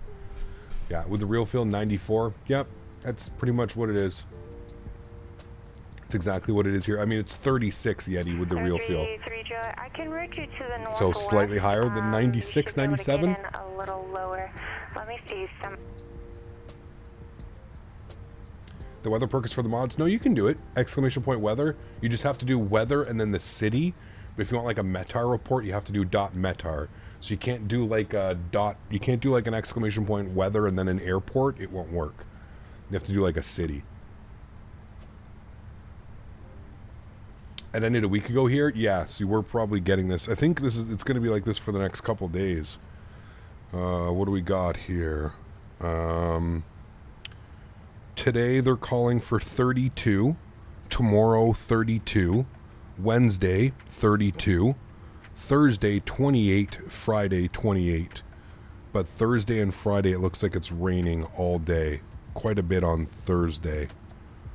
Quite a bit of rain on Thursday. Let's look at the radar map. Where's that coming in from? Oh yeah, I see it. I see it all the way out there. It's over top of Minnesota and Winnipeg right now. Mr. Jarvis is probably getting destroyed. Monsieur Jarvis. He's probably getting destroyed up in Winnipeg today. Lots of rain in Winnipeg. Real field 96 here in Syracuse. Yeah, I'd probably the exact same. Yeah. I'm not ready for snow. I'm ready for fall. I love fall weather. It's a little bit cool. You can still wear shorts, but you gotta wear a hoodie. It's my favorite time of the year, man. Favorite time of the year. Maintain 7,000, expect 1,000, correction, expect 13,000, 1 minutes after departure. When do we think we'll see more from FS24? Hard to tell. Are there any like major events coming up? Are there any like major showcase events coming up? I don't know. Dally, what's up, man? Good to see you, dude. Welcome back. Hope you're doing well. You got a cooldown coming? I don't think so, man. Not till next week, at least. Looks like it's staying pretty warm for the rest of the week. Looks like maybe into next week things start cooling down a little bit. Let's go to the 7-day. Let's go to the 7-day forecast. I mean, not even really, dude. What do we got? 28, 28, 26. Yeah, okay, by next week we're a little bit more into the normals. 20 degrees next week. 20 on Monday, 19 Tuesday, 19 Wednesday, 19 Thursday, 20 on Friday. Yeah. Next week we're kind of back into the regulars. 20 degrees. Up in the clouds with you. Nice. Nice, nice, nice. So hot upstairs I can't even, though the AC is working, yeah. Captain Canada, your computer adds a lot of heat to the condo. It can, but not really, man. It's not even running that hot, if you think about it. Like, look at my temperatures. Like, it's not really pushing out that much air. Sure, 60 degrees, but it's not like it's running at like 80, 90 degrees all the time, right? 60 degrees. It's not too bad.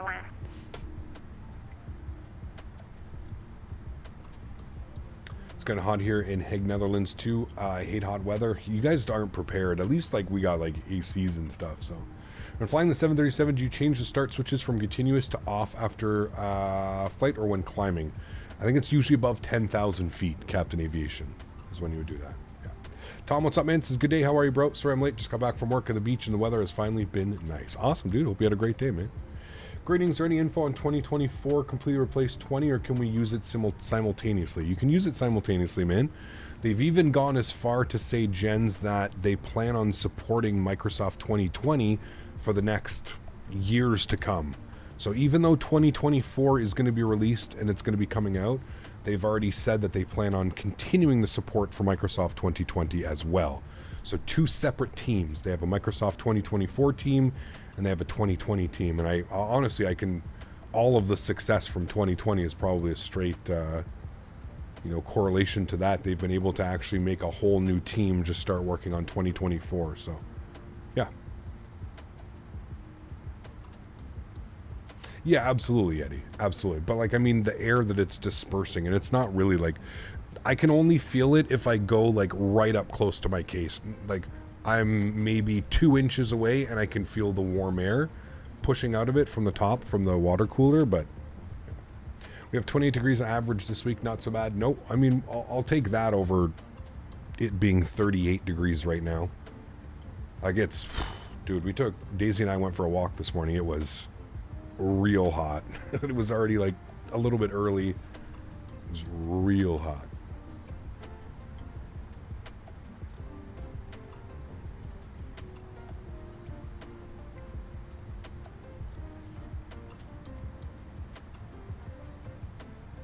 They say that, but we all know 2024 is where the effort is.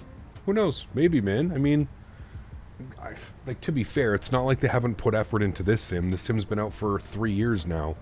So I feel like they've done everything that they can. And I mean, I think, honestly, if you go listen to the developer, the lead developer, I forget what interview he had, but he basically came out and said they've essentially done everything that they can with the infrastructure of this simulator.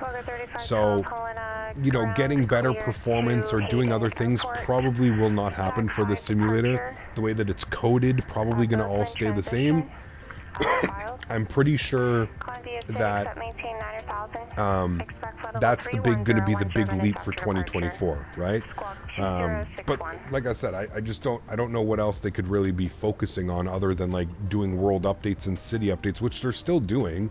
Like the sim is still getting, it just had sim update 13 and now we've got a new world flight coming. So, not world flight, sorry, a new world update coming soon. So, yeah, I mean, I don't know how much more we could really develop this other than give it, like I mentioned, like world updates and city updates and stuff, right? Cap, I got the munchies. Do you have any Girl Scout cookies? I don't. I'm into the gelatos now, Mr. Vlad. Good to see you, dude. I like gelato. Gelato mint, gelato cookies, gelato cake. Delicious. You're gonna buy the Just Flight F-28 Professional. Maybe when we get the modern version of the F-28, we'll see. Yeah. Well, yeah, Dan. Like I mentioned, they've already mentioned in the interview that they've basically done everything they can with this game engine, and this is exactly why they've decided to go with 2024, because they've completely rebuilt it on a different game engine, right? That's exactly what I'm saying. I would say don't expect any major changes to happen to this simulator. I think performance-wise, visually-wise, everything that we see for the simulator is probably exactly how it's going to remain. Like I said, I think the only things you're going to see from this simulator that change are the world updates and stuff like that. I don't think you're going to see, any major changes happening to this sim. Like they've mentioned in the interview that they did, they've pretty much done everything that they can to this core code of this system. They've squeezed every ounce of it as possible. So, listen, man, I'm all for it. I don't know of anybody that you know, I don't know of really anybody that wouldn't be about Microsoft like continuing on. Like I said, it's always been like that. They've always done like FS98, FS2000, FS2002. Like it's always been like that. FS24, 2004. They've always done that throughout the entire lifespan of the flight simulator. It gradually gets better and better and better, and the add-ons usually port over pretty well, decently well. But yeah, do you go with a 4080 or 4090 paired with an i9 13900K? I think a 4080 would be plenty if you can afford a 4090. I mean, sure, why not? But I don't know.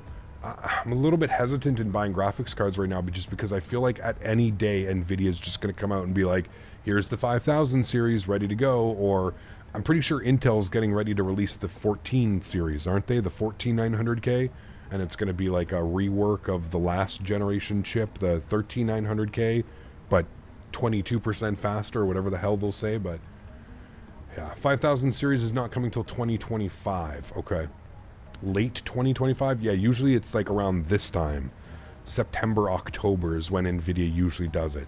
So we're still about a year away from them. So, yeah. I don't know. Or wait, we'd be 2 years away. We're really 2 years away? No, we're not 2 years away from a 5000 series. I don't believe that. Sorry.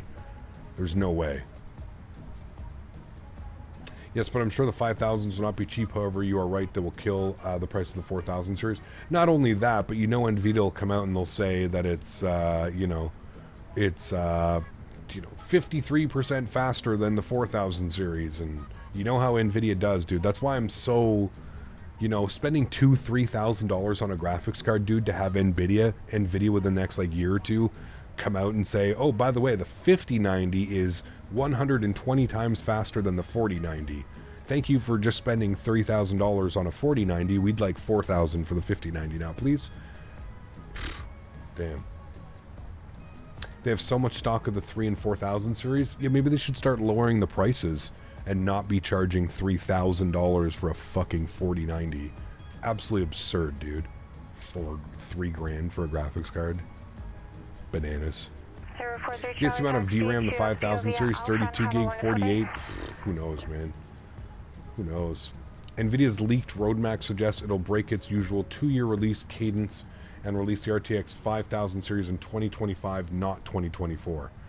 I agree with you. I'm not disagreeing. And like we know, like we've mentioned before, I know that they have tons of stock, and they're not in the position to be giving out a new card because it's just going to be. Could you imagine if they released the 5000 series in 2024? All those 4000 series cards, prices slapped in half. That's how you really upset somebody who bought a 4090. Tell them that $3,000 card now cost $1,000. It's crazy, man. 5000 NVIDIA's will probably going to keep saying, oh, it's the next gen in graphics. Well, of course. 052 Bravo, contact Oakland Center 132.2.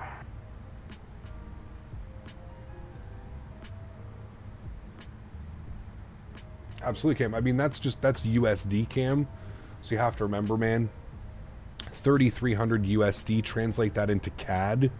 That's close to what, 4,800, 4,900, I think, somewhere around there, Canadian. And then add tax on top of that, you're upwards of $6,000.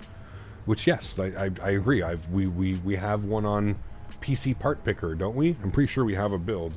PC Part Picker list. We do. Hold on. How do I go log in? Sign in. My saved part lists, whereas I think I have it saved as Monster. Yeah.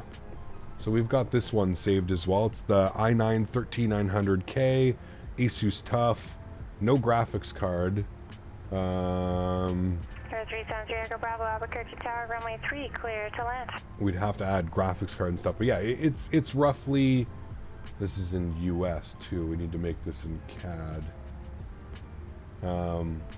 Yeah, for me to build one out, it would be roughly about $5,500, $6,000 after tax. After tax. Have to remember, taxes in Canada are absolutely absurd. And anytime you're buying any type of computer component, I believe there's other stuff as well. So, your 4090 Rogue Strix is a monster, can handle anything it throws at it. Listen, I'm not doubting the 4090 at all. What I'm doubting is the price tag. I have no doubt in my mind that the 4090 is by far the best, greatest, fastest GPU on the market. I'm not doubting that one bit. What I'm doubting is the price tag that is attached to it. Don't believe me? Look, I'll show you. We'll go browse 4090s and I'll show you just how crazy these prices are in Canada, okay? 4090, let's see, what's the cheapest one we get? They're coming down. They're definitely coming down in price. We could get there's the Rogue Strix, ROG Strix. That's the 4090 OC edition, 2649. Let's break out our calculators here, chat. Calculator. So 2649 times 1.13. So it would be just under $3,000. $3,000, $2,993. Oh, but plus you have to add there's some weird tax on that as well. There's the regular 13% sales tax, but then there's also some land something because you're buying electronic fee. That's actually not a bad price. I mean, they're coming down. This was like $3,600 like a couple months ago. So they're coming down. I wouldn't even go with that one. I think I would go with this one, the Tough. I've heard a lot of good things about the Tough. I would probably stay away from the Strix this time around. I'd probably go with the ASUS Tough. This would be the one that I would get if I were to get any of them. But again, what are we at here? We're at 2369. Let's do a little bit of math here, chat. 2369 times 1.13 for our tax. No, messed that up, sorry. 2369 times 1.13. So 2676, $2,700 for that. So you put that $2,700 on top of already $3,500 for the rest of the components, or $3,000, whatever it was, on top of the other ones. That's a $6,000 PC, which is crazy, man.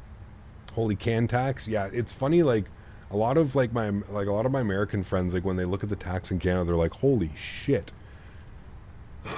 Now that's just where I live. Dan lives in Edmonton, and I'm pretty sure Dan's sale tax in Edmonton is far less than what I'm paying. Yes, 13% tax. And like I said, there's also another tax on top of that. So the 13% is just the sales tax, and then there's some other tax on top. Yeah. Chump change. Time to move to Freedom Country, Canada. Idaho is real nice this time of the year. Doesn't seem that long ago a 1080 Ti was the gold standard at $1,200, and that was way out of my budget. These prices are crazy. I remember getting my 1080 Ti, Scotty, and paying $900 Canadian. After tax was $900. And I bought it from a friend of mine that lives in Vancouver. Yeah. Canada taxes are just too much taxes on taxes. You are telling me, my man. I mean, everywhere, dude. Listen, I complain about taxes, then I have other people that come in here and say, yeah, right, go look at Germany, or go look at, Italy, or look at some of these other places. It's crazy, right? I feel you get massive diminishing returns going from a 4080 to a 4090. 100%, Austin. If you have a 4080 already, there's no need to get a 4090. Unless you're running, some, 75-inch projector, 4K something, so. $300 difference between a Tough and a Strix. Yes, and I believe the Toughs have better reviews, to be honest. The Tough series is actually, ASUS knocked it out of the park with those GPUs, man. They're really, really, really well done. Sólríkt Center, good morning. Captain, can you consider to upgrade your PC part list with the i9 13900Ks? I think is a better option. I mean, honestly, Diego, by the time I do build this, like I said, in the new year, whatever it is, Chad, if this costs me $6,000, I'm doing it in the new year. I've already said that. I've already committed my budget and putting money away for this, but I need like a good, 4 to 6 months of saving up some serious coin to be able to buy this computer. I am going to do it. I've already said I'm going to do it, but it's not going to happen until the new year. But honestly, by the time that I'm ready to do that, I'm pretty sure the new Intel chips are going to be out. And then I'll have a serious decision whether I'm going to go with the Ryzen, the X3D chip, or if I'm going to go with the 14900K or something. Yeah. Boston Tea Party was over a 2% stamp tax, and here we are. Crazy, man. Yeah. The richer the country, the sicker the tax rate. Australia is a tax asylum. I mean, it is here in Canada as well, dude. But they call it public health care. You got the Ryzen 9 7900X3D. Couldn't be happier. Yeah, no doubt, man. How does the future Mrs. Captain Canada feel about all of this? Well, you know what? Mrs. Captain Canada got a $10,000 tractor this last year. Bought by yours truly. So, yeah. It's time for me to spend this next year investing back into my company. And we've got everything set up at the farm. We got a tractor. We got a ride-on mower. We have everything that we need at the farm that we've got for the next, X amount of years. We're pretty much set up, especially with the tractor and the ride-on mower and all that fun stuff. So, Juliet, contact Denver departure. I don't think she has much of a say about this, Cam. This is just gonna happen. A tractor, yes, sir. A tractor, mint condition. I have a friend in Calgary, $1.39 per liter, 87 octane here in Quebec, $1.90 CAD, 51 cents per liter more expensive, taxes only.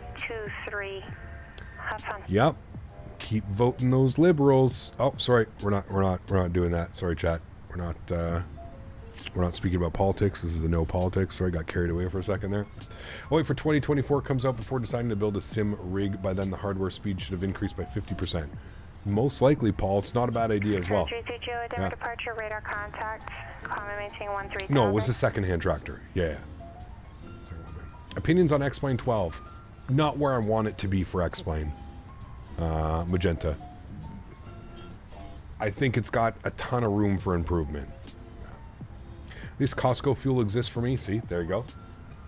You're gonna have to ban you now, Cap. Time out. Somebody time out the captain. He's getting carried away. Let's hit 300 likes and show Cap some love. Hopefully, man. If you guys haven't done so already, please don't forget to smash down that thumbs up. We've got about another hour or so. I think we're about halfway down to Phoenix today. Mofo, thanks for your support, man. Appreciate you, dude. Huge no floaties. Thank you, my friend. Appreciate that. 1 month. This is a great week of streaming, including Honolulu, the Thursday evening stream, and the shared cockpit. Keep up the great work. It's been a real busy week, Mofo. I do agree with you, man. Been a real busy week, man. Huge no floaties too, dude. Thank you. High quality females request tractors. Oh man, it makes everybody's life easier, dude. It's a lot of money to put up front, and but hey, it is what it is, man. Any chance of a farm stream? So we're getting fiber optic put out there. Well, they're running the wire. They're running the fiber optic wire, so I don't know how long it's going to be until it's actually connected to the house. But they're running the line, the wire all out front, so we'll see. We'll see, man. Tom, what's up, man? 9 months. Appreciate you, dude. So 3 more months until a year, but surely it's time to stretch. Hey, all about it, Tom. Huge enough footage, man. Thank you for the support, dude. Appreciate you, man. As always. Thank you, dude. Incredibly kind. Thanks, man. It's worth it. Well, a 7950X has 64 megs of L3 versus 36 megabytes. 13900K actually has a whopping 32 meg of L2. Faster L2 cache, where 7950X only has 16 megabits of L2. Yeah, there's a lot of things that I'm going to have to go into. I don't think I would get the 7950. I think the 7800X 3D is the one that you would be. I think that's the big chip that you should be looking at. Yeah. I'm looking forward to Thursday flight streams. Put me in XP's. You put me onto XP stream, and it's been great. Awesome, man. Glad you're enjoying them, dude.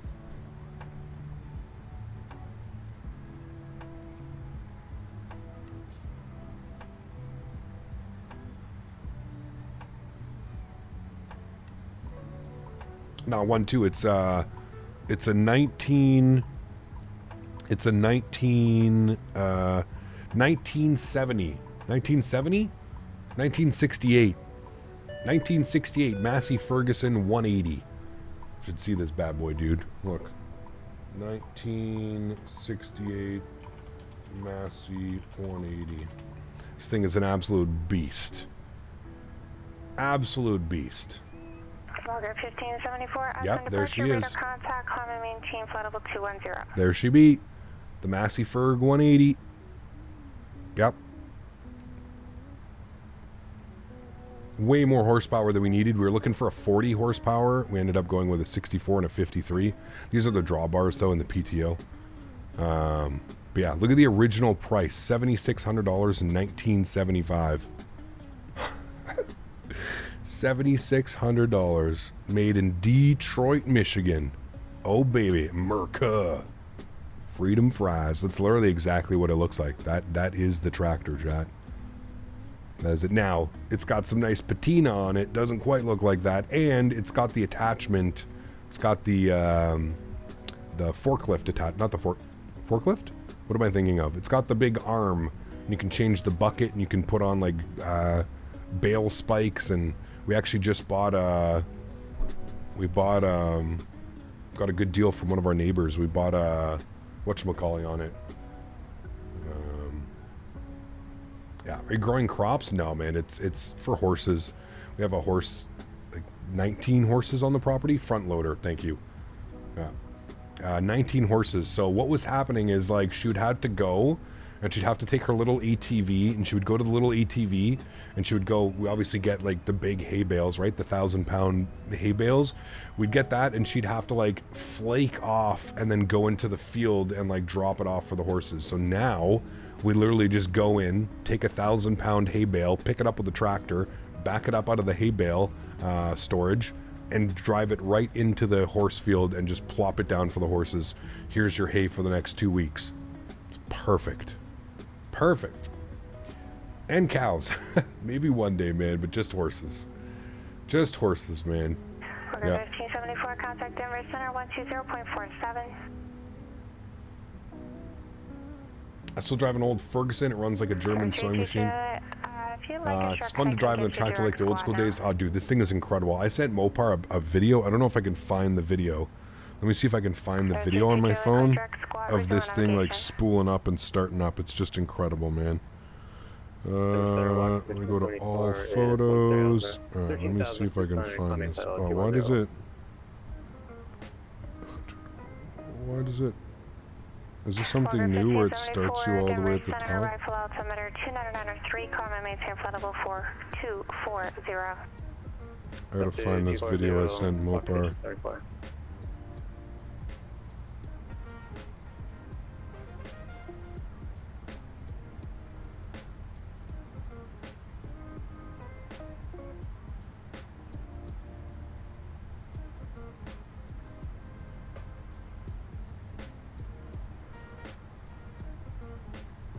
Chat, I don't know if I'm gonna find the video.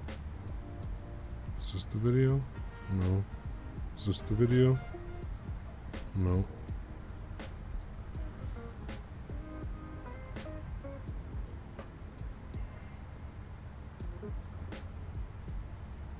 I don't know if I can find the video, chat. Anyways, yes, the thing is an absolute... It's badass. It was well taken care of, yeah. Any vacations planned for the winter? Nope. We got World Flight down in California in November. That's probably all I'm going to do, man. To be honest with you, dude. I can't, you know, if I'm not streaming, there's no income onto the channel, right? So it makes it difficult to take like 2, 3, 4 weeks away. So we got World Flight in November. Obviously all the donations and proceeds for everything that we happen during that's going to be going towards World Flight. Other than that, no, nothing planned, man. The only thing that I have planned is next September, this exact time next year. The fiance and I are going to go to PEI. We're going to go to PEI for like 5 days. We're going to fly. Porter's got incredible deals towards the end of the season. It was like $300 round trip per person from Ottawa to direct flight, Ottawa to PEI. It's like a 2.5-hour flight on a Q400. Yeah, that's really the only plan that I have, man. World Flight November, and then PEI in August. That's it.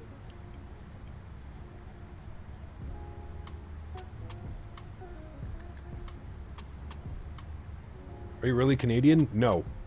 I just like to play a Canadian on the internet. I feel like everybody loves Canadians, so you know. I'm gonna go in 4 days to St. Martin, and maybe at the end of November, start of December. I mean, dude, if it wasn't so damn expensive, I'd be all over that, man. But just even getting there. Does WestJet fly there anymore? Air Canada? Pretty sure they do, actually. I'd have to check, see what it is. Did you see Porter's new E190s? Yes, I have, yeah. Ottawa to Vancouver now, yep. Maybe one day I'll jump on them. The price is actually pretty well. It's pretty good too. It's pretty competitive with like WestJet and Air Canada. Don't ever buy a pre-built. What's that? Computer? You can. Some of them are good. You have to be careful where you buy them, but you can get a cyber PC pre-built PC with a 4090 for $3,169. CAD or US, Austin? Remember, there's a massive difference between US and Canadian. They're allowed to live right under the departure path at 2.5. Keep you posted. Might be able to get you a flight pass. Hey, here you go, man. Some of them definitely can be. They definitely skimp on some parts. They skimp on RAM. They skimp on power supplies. They sometimes skimp on motherboards. But I find a lot of them now you can customize the PC exactly the way that you want it to be. So, you know, you don't like their off name or no name, you know, PSU that they use, you can get another one, you know. So 3,169 USD. I mean, let's do a little bit of USD to CAD just to give you an example. And then you have to remember that you have to put tax on top of that, man. So let's say 3,169 USD is 4,308 CAD. All right, let's pull out our calculator again. So we're already up to $4,300. So let's go 4,308 times 1.13. That's $4,900. 48. So again, yeah, they're all around the same price, dude. Like I said, between 5 and 6 grand. Between 5 and 6 grand is like the, you know.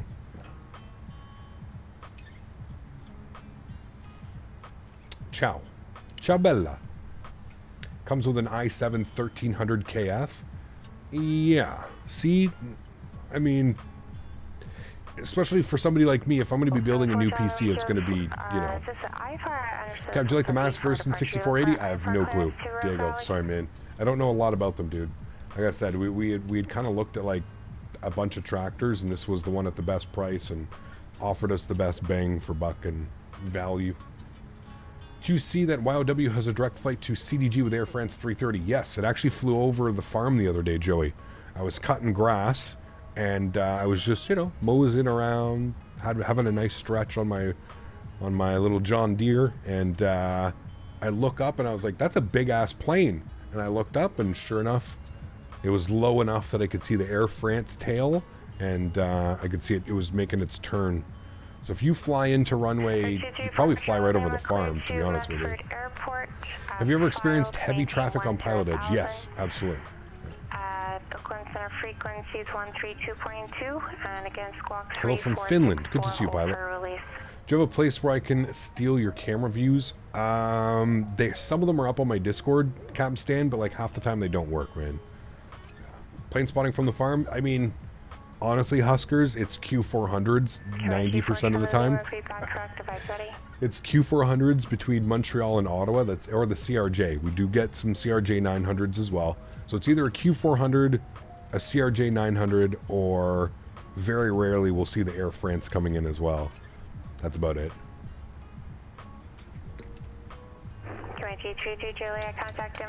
Do I use DLSS? No. I'm not running 4K. You really only use DLSS if you're running 4K.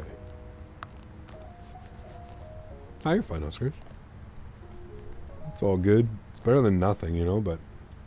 You're putting in so much time for us to have entertainment on a weekly basis. If I can hook you up with a flight 2 past St. Martin, it'd be for sure. Hey, man. I ain't gonna push for it, but I ain't gonna say no. I remember we were supposed to get a Majestic Q400. We're still getting one. It's been confirmed. It hasn't been that long since they confirmed it. I think a lot of them were like whispers. I think they only confirmed it like maybe 6 months ago, less than 6 months ago. They confirmed that we were going to be getting the Q400. So I accidentally bought Star Citizen thinking it was Starfield because Dr. Drzewiecki put Star Citizen as the game he was playing. Uh-oh. Yeah, that's probably not what you wanted. Wait, for winter season, you're going to have plenty of 7.3s? Probably, yeah. You get a couple Maxes as well. Doesn't DLSS still make the cockpit screens all blurry to you? Well, that's why you have to run it in 4K. 4K is like anything under 4K, and you're probably going to notice that, Austin. Running 4K, because the resolution is so high, you usually, you know, can see a little bit better.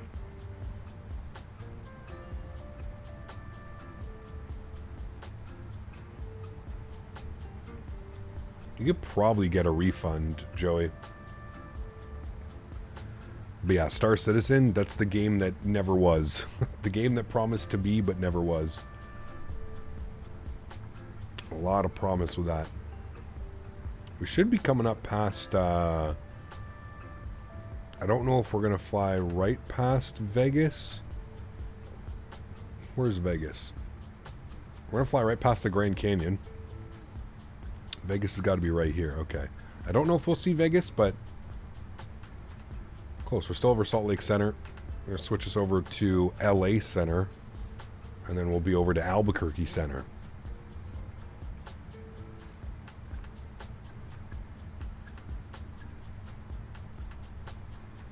Hey Gap, how's the flight going? Missed the takeoff, just wanted, so I just reverse shooted onto the wing and entered into the nose wheel. Hey, there you go, man. Good to see you, dude.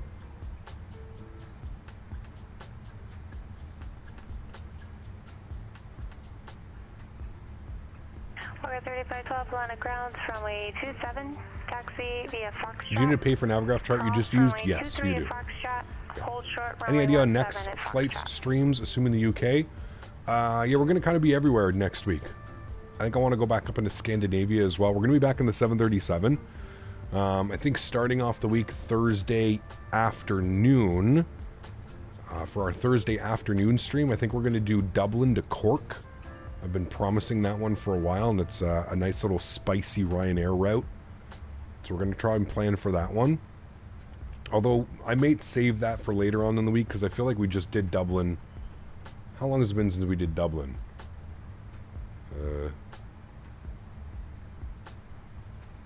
Dublin. Let's see. When did we do Dublin? Yeah, we did Dublin last week. Was it last week we did Dublin? Lives. I feel like it was last week we did Dublin. Or was it the week before? No, it was. Okay, it was last week we did Dublin. So maybe not Dublin. Maybe we'll hold off on Dublin to Cork. I don't know what we're gonna fly next week. Yeah, I don't know, man. I'll have to take a serious look at the map.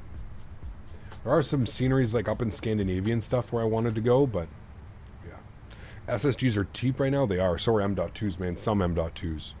Yeah, could do some Ryanair out of Newquay. I'd have to see if we have any scenery for it. I don't know.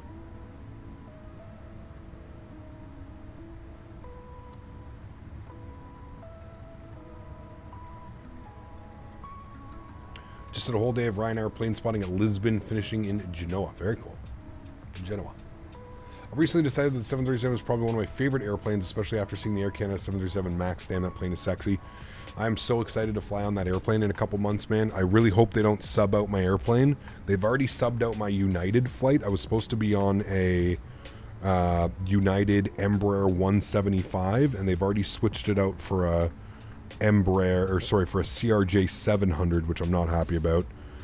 Nobody likes the CRJ 700, unfortunately, including myself.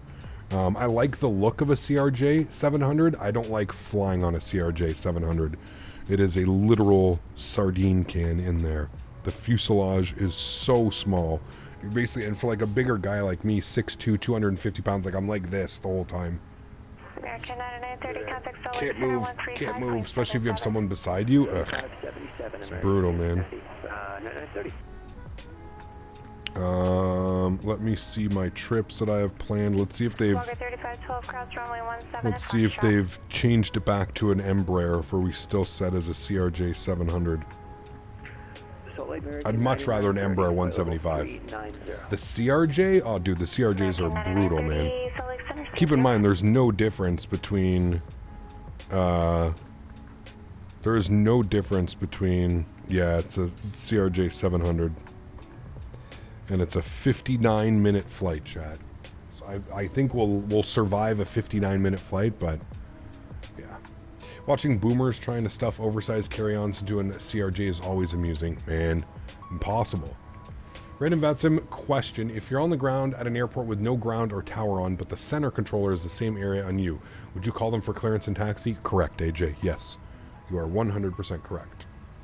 Last CRJ I flew on was a 200. Last one I was on was a brand new 900. And you're still cramped like a... You can't breathe. Can't breathe. Yeah. Like I told you about that flight. I had the lady next to me that was just absolutely terrified of flying. And we landed in Ottawa, and it was like, dude, the pilot, it was an older guy, had to be like in his 60s, and a super young guy, no more than like early 20s. This guy was fresh out of flight school. And the kid was flying, and we absolutely thumped it into Ottawa. Like, it was one of those where he came in on the flare, and you know, like when they just hold it and like you feel like you're going like 50, 60 feet, maybe even longer, 100 feet, where they're just holding it and the airplane's like there's no drop or anything, and then all of a sudden it just boom, you just smash down at like 10 feet, 15 feet.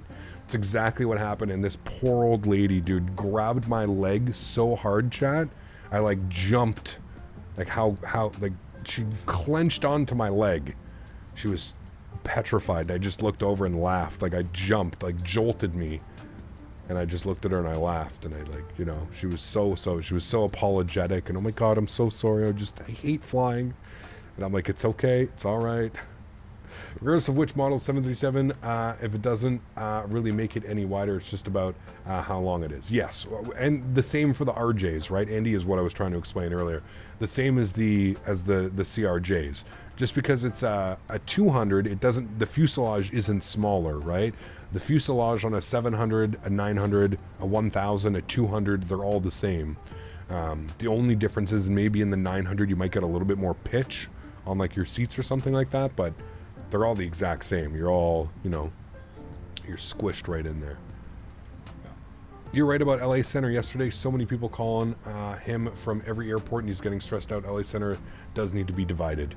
I feel like you've got LAX, which if you're flying on VATSIM is always busy. There's like always at least 5 to 10 pilots departing, arriving. It's always busy. And then you factor in that you've got like all the other ones too. You've got like San Diego, Burbank, LAX or LAS, Palm Springs. There's so many airports in that area. John Wayne, Long Beach, you know. You ever do a flight out of Spain? If you do, say the VACC Discord, and they'll probably staff everything that they can. I've seen other people ask for ATC and get it. We do, yeah. Fly out of Spain, man. We usually get some good Spain ATC. We get measured radar and stuff like that. Yeah.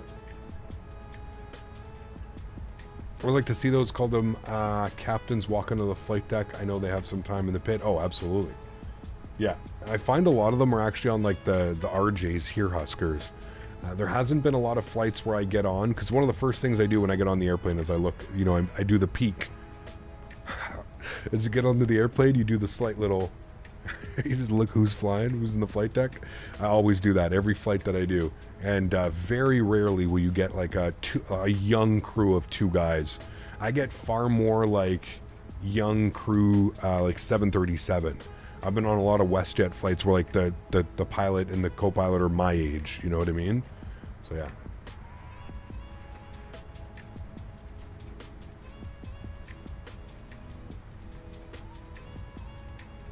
Drzewiecki Design, hello my friend. How are you, dude? Good to see you. Thank you for coming and hang out. Is that actually you, or is that somebody trying to be funny? Let's go to your channel and find out. Nope, that's actually you. Thank you for coming and hang out. Appreciate it, man. Awesome scenery down in Paine Field. Congratulations on another release. Absolutely fantastic. How was the scenery? It was great, man. If you want to, you can go to the beginning of the video and you can see where I gave us a little bit of a tour. I kind of drone cameraed all us around. I brought us into the Boeing facility, and it's pretty wild, man. There's a lot going on with that scenery. It's you can tell attention to detail and love for the community was done with that scenery, man. It's fantastic. I sit there and stare into the cockpit. The line moves and I'm still staring. See? Been able to talk to the pilots twice because I'm looking to be a pilot both times. They talked about how they can become a pilot at my age, and I could barely make a living off of it. I mean, yeah. I mean, coming in out of flight school, it's not a glamorous job, that's for sure. I think becoming a pilot, especially a commercial pilot, you got to be, you know, you got to be ready to put your dues in, man. You got to. 32 contact Alex Center 135.77. 13577 for Alaska 732. We'll see you. All right, 13577 for us, chat. We are, how far are we from top of descent? 210 miles. Still a while from top of descent. Over to approach 2065, Yeah, that must have been, that definitely must have been some fun. Drzewiecki, that was pretty wild, man.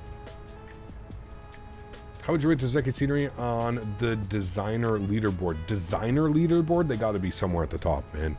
I mean, I feel like they're right up there with any builds, right up there with like, you know, I would actually say that they're actually probably better modeled than like Fly Tampa and those types of sceneries. I would say they're right up there with like any builds, you know, the likes of Pyrig, the likes of like Vertical Sim and that type of stuff. Yeah. Careful what you say about young pilots because I'm 20 and if you're ever going to fight, I'll do my best. Ever get on a flight, I'll do my best to butter it. Nice. Lake City, good afternoon. Alaska 732, flight level 350. Alaska 732, Salt Lake Center, thank you. Tendi, how are you, my friend? Welcome back. Hope you're doing well. Good to see you. What's the difference between VATSIM and Pilot Edge? VATSIM's a free network where, you know, people come and go as they please. Controllers come and go as they please. There's no set times. They don't have to be online for X amount of hours. 2462 American. Plug that up so I'm ready to go for my next one. Pilot Edge is online every single day for X amount of hours. I think it's 14 hours a day, 16 hours a day.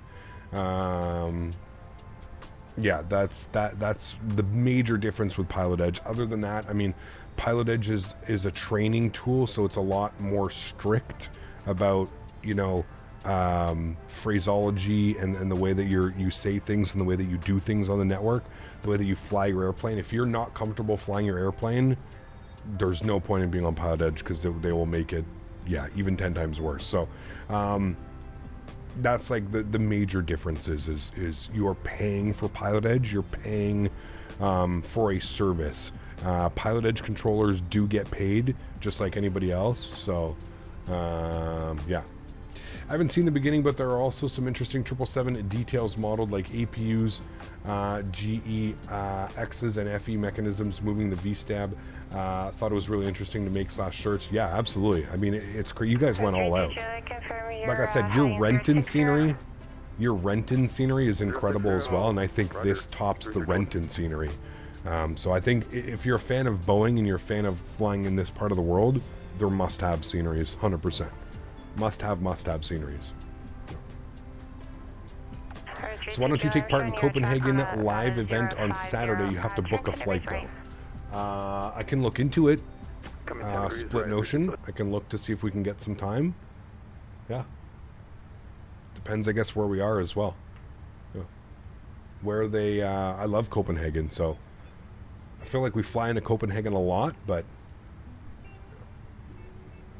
no meows on PE. Not yet, at least. The night is still young.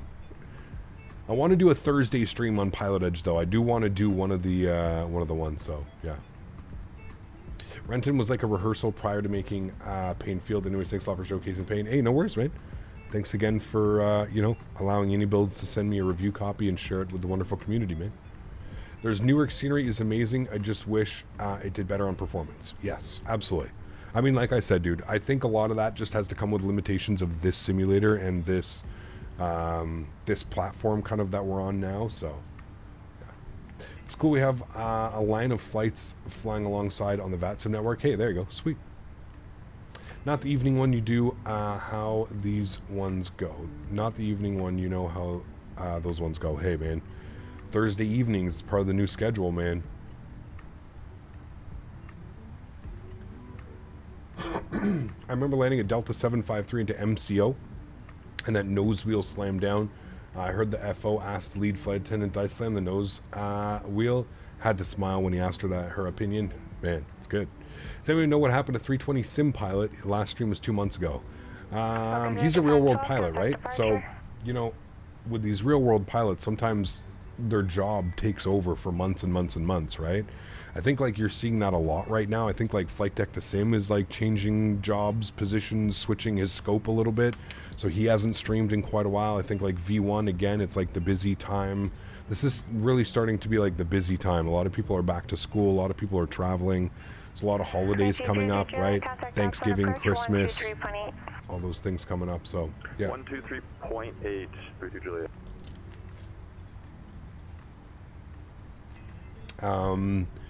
Do you have a chance of flying an Australia flight soon? Yes, I want to do one of the Thursday evenings down in Australia. Now that I stream on Thursday evenings, that's like perfect time in Australia. Yeah. 33 Juliet, estimate approach, altimeter 3006, 5 weather, approach How do you think the evening stream went as you thought? Yeah, it was good, Pierce. I enjoyed it, man. I enjoyed it. It ended up being a long day, Pierce, but I don't think there's anything wrong with that. I enjoyed it. I had fun. So, yeah.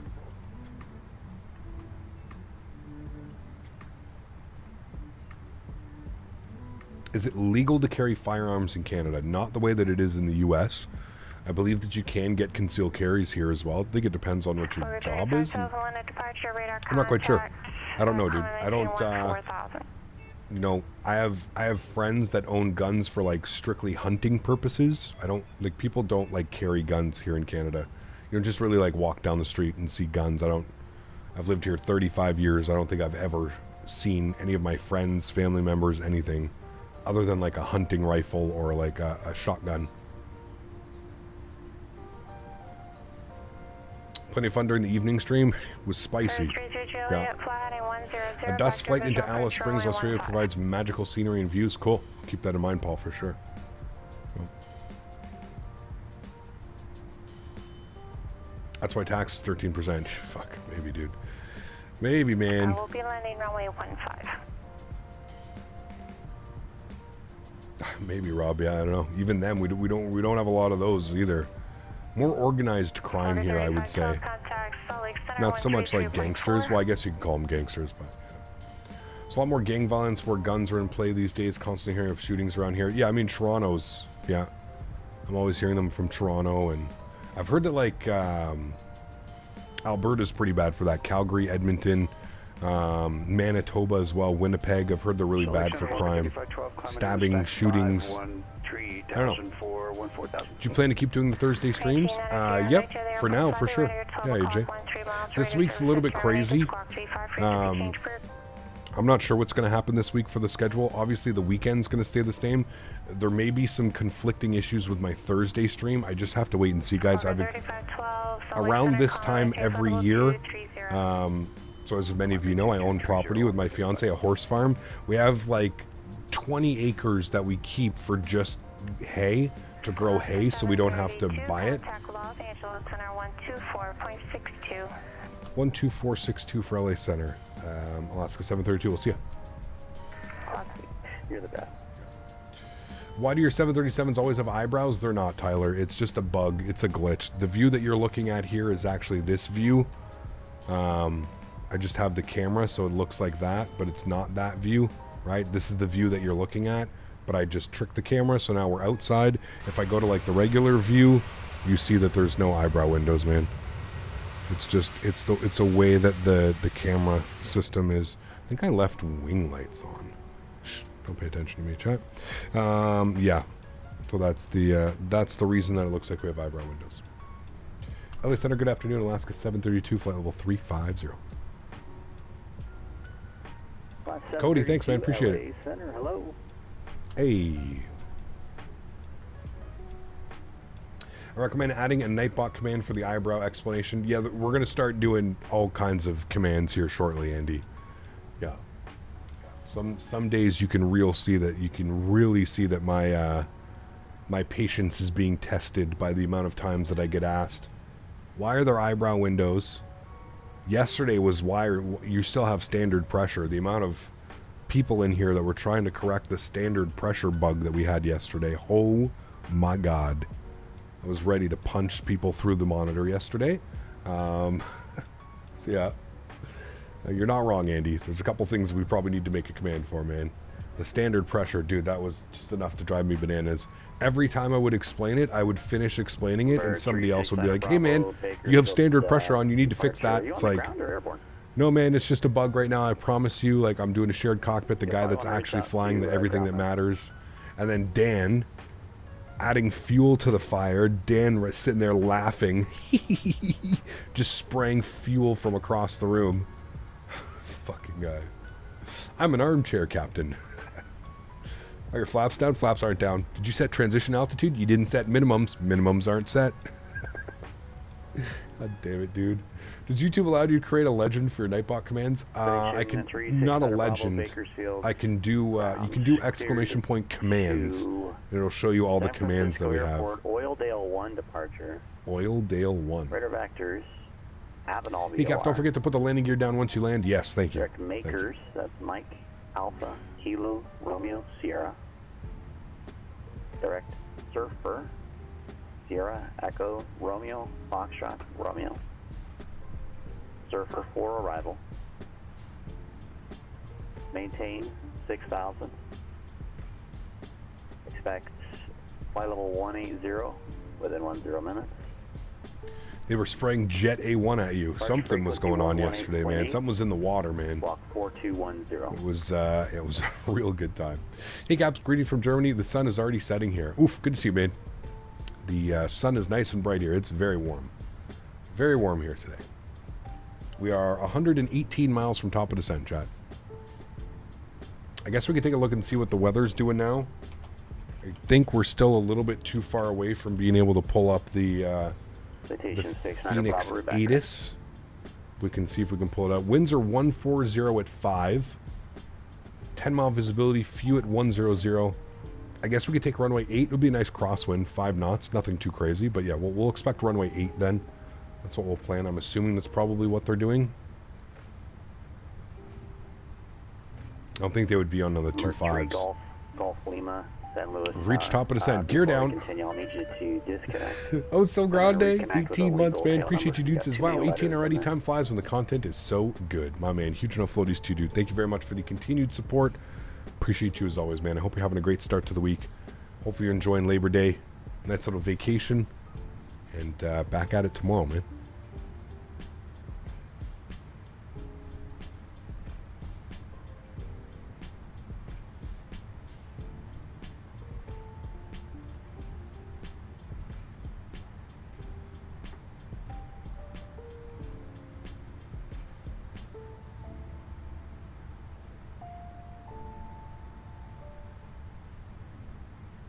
Is my other vape done charging? I think so. No, not yet. Should just set your individual throttles to the same lever and accept if it has a duplicate? What's that? 4 miles final, runway 29er. Oh, sorry. You're speaking with somebody else. Yeah, you should be able to put like engine 1 and 2 on your left stick and engine 3 and 4 on the right stick. 100% it will let you. That's how I fly my 747s and stuff. 732 cross painted at maintain flight level 290. We'll cross painted at flight level 290. Alaska 732. Trying to set up the Antonov 6 engines on a 4 throttle. Yeah, that'll work. 2277 on Lake Travis right now on my boat watching Captain. Just saw the water plane land not too long ago. So cool. Damn, that is awesome, man.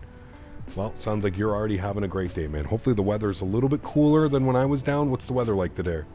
Oso Grande, is it 110 again? Hopefully not. Although you're out on the water, just take a dip in the lake, right? Have you heard of the 350 that turned around to Atlanta because of passengers having diarrhea all over the plane and it was being considered a biohazard? Oh, I swear my it's God. a real thing. They finally have given an update on X-Scambians Pro. No. Too bad the update basically tells you nothing new and that there is no release date. Such a wall of text for basically nothing. Well, that doesn't surprise me. I mean, at this point, I cannot believe that people actually still... I mean, here's the thing, Fuber. Thank you, first off, for the donation. Appreciate you, my friend, as always. Huge no floaties, my man. Thank you, thank you, thank you. Secondly, I think at this point, there's more people in that Discord for the memes than there are actually potential customers in that Discord. That guy is just, yeah, hot diarrhea just coming from his vocabulary boxes. It's just... Quebec is current. I don't think I've ever met, like, man, I remember being in that Discord and I remember like seeing the way that he would speak and some of the things that he would say, and I was like, oh dude, this is not going to be one of those products that comes out and is decent. Yeah. 96, right? Meow. Nice. Have a Captain Canada Speedo on, brand ambassador here in Austin. Nice. Yes, his vocabulary box, Daniel. It's all everything that he says is just a spew of bullshit. There is not a single truth that comes out of that developer's mouth as far as like where projects are, what we can expect, where things are going to be released. Like, do you remember, like, dude, it was what, a year and a half ago, a year and a half ago, maybe even, no, it had to have been longer because we were still in X-Plane 11. So we're talking like 2-3 years ago. Yeah, 3 years ago, 2.5-3 years ago. They were so close to like releasing something, and yeah, he ended up like, oh, we have to restart the project because the guy that we were working with that was making all of our 3D models actually ended up stealing all of those 3 models from another company. And dude, it was such crazy, man, just crazy. Jaywalk, what's up, dude? Good to see you, mate. Who are we talking about? X Ambience Pro, which is also referred to as X Scambience Pro. Remember they were going to make this whole weather rendering engine, and remember it was going to be the first rendering engine where you flew through a cloud and you could possibly see the wingtip actually disappear in the cloud, because like the clouds were full 100% volumetric 3D. It was like flying through a particle field. Remember that? All these promises that this developer made, and he had little like 5 to 10 second videos of all this stuff. It was pretty crazy, man. Pretty damn crazy. Captain Sim finally stopped making aircrafts? I don't think so.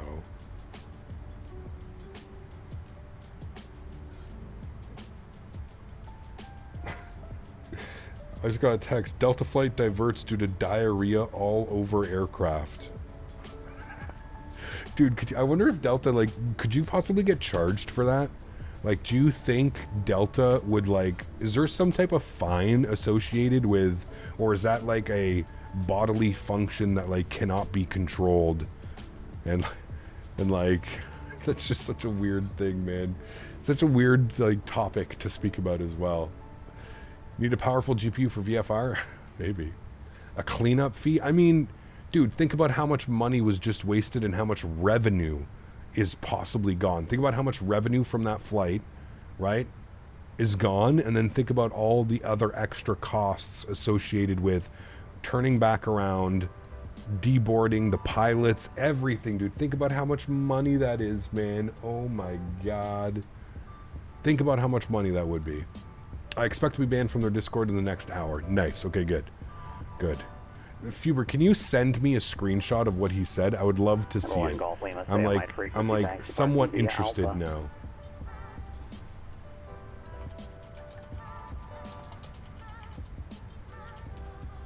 I'm somewhat interested. I want to see what he says.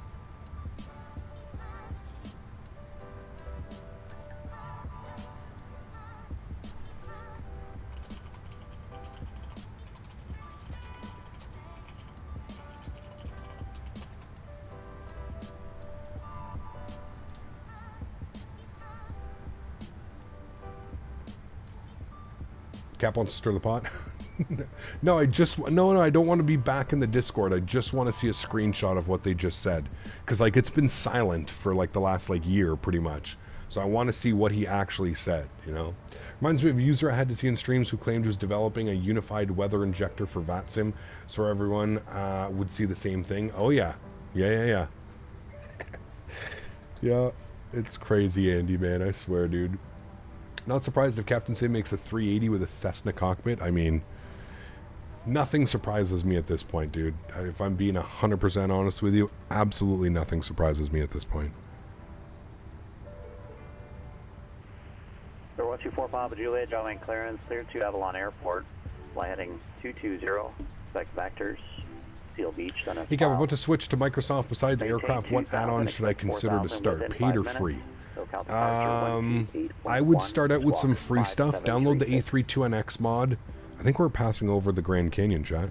I believe this is, yeah, this is definitely part of the Grand Canyon. which is crazy because I would have figured that it actually would have looked better in ortho, because I got to be honest with you, I have zoom level 18 and 19 for, I guess maybe that's why it's just a zoom level difference. I have zoom level 18 and 19 ortho for the Grand Canyon in X-Plane, and I actually think it looks a little bit better, to be honest with you. Maybe it's just because of the altitude and the way that the sun is shining on it. Kind of just looks a little bit washed out. 9930 is leaving viable 390. It's farther over? Oh, okay. Could be. Oh no, shit. How the hell did I make... Hold on. I managed to somehow... Oh no. Number 234 Quebec, Santa Maria Tower. Right turn not approved. Runway 30 cleared for takeoff. Wind 280 at 16.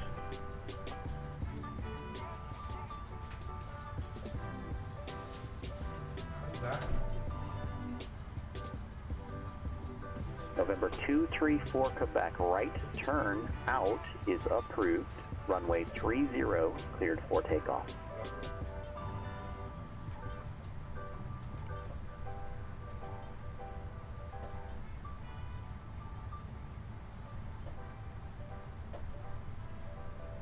November 234 Quebec, Santa Maria Tower. Okay. I'll have to fix those later. Like, somehow... I don't even know how that happened. Somehow they, like...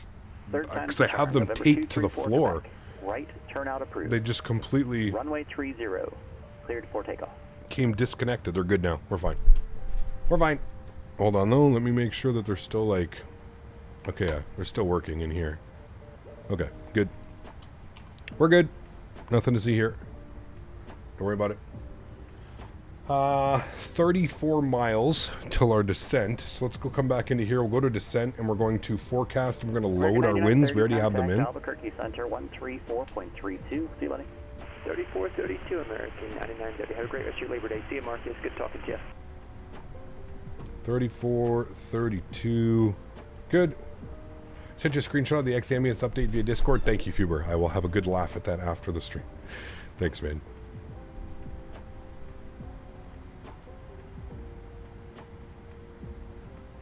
That's actually hilarious.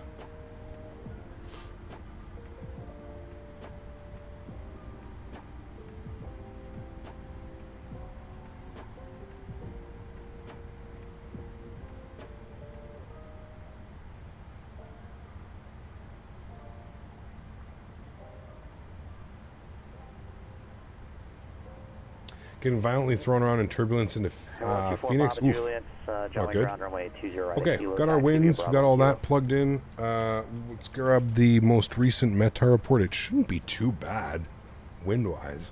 We're fine, he said, as the plane suddenly pitched nose down. What was the altimeter? 2980.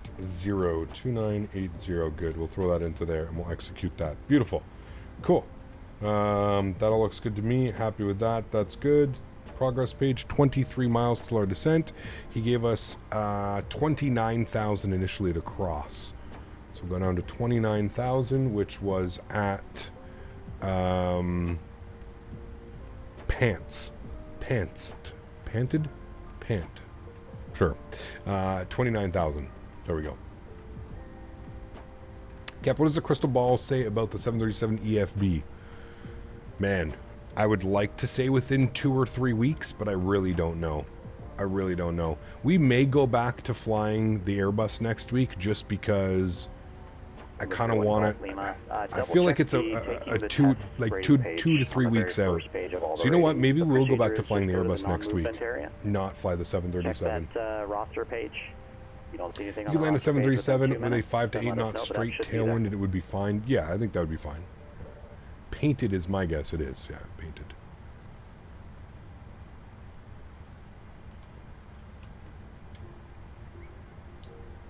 Well, at least we got a top of descent now, and everything kind of worked itself out. Maybe when you fly to Australia in a few weeks, you can fly 737 to RAF Scheme and Simulator. I don't know about that, Paul. Try and keep it not political. I don't know how well that would be. Yeah. Phoenix wind is only 140 at 5. Yeah, exactly. Maybe a GA fly-in next week. I've been thinking about doing one. AJ. Here, Echo Mike Lima Alpha, Yeah. Santa Maria ground, runway 30, taxi. We could maybe think of Alpha. doing something. We'll see.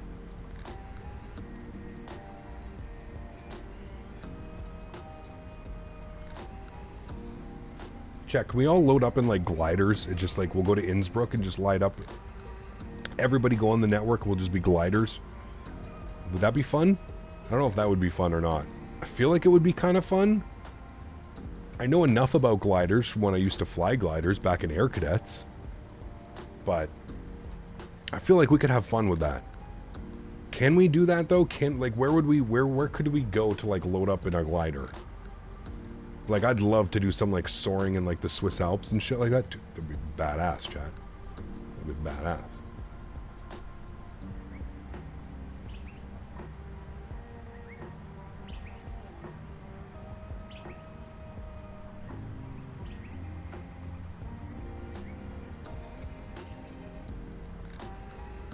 Set turbulence to realistic for good thermals? Yeah, I don't know.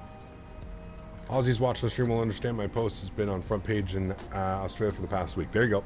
Good. A group of Halo Pelicans, that would be a different for sure. Maybe.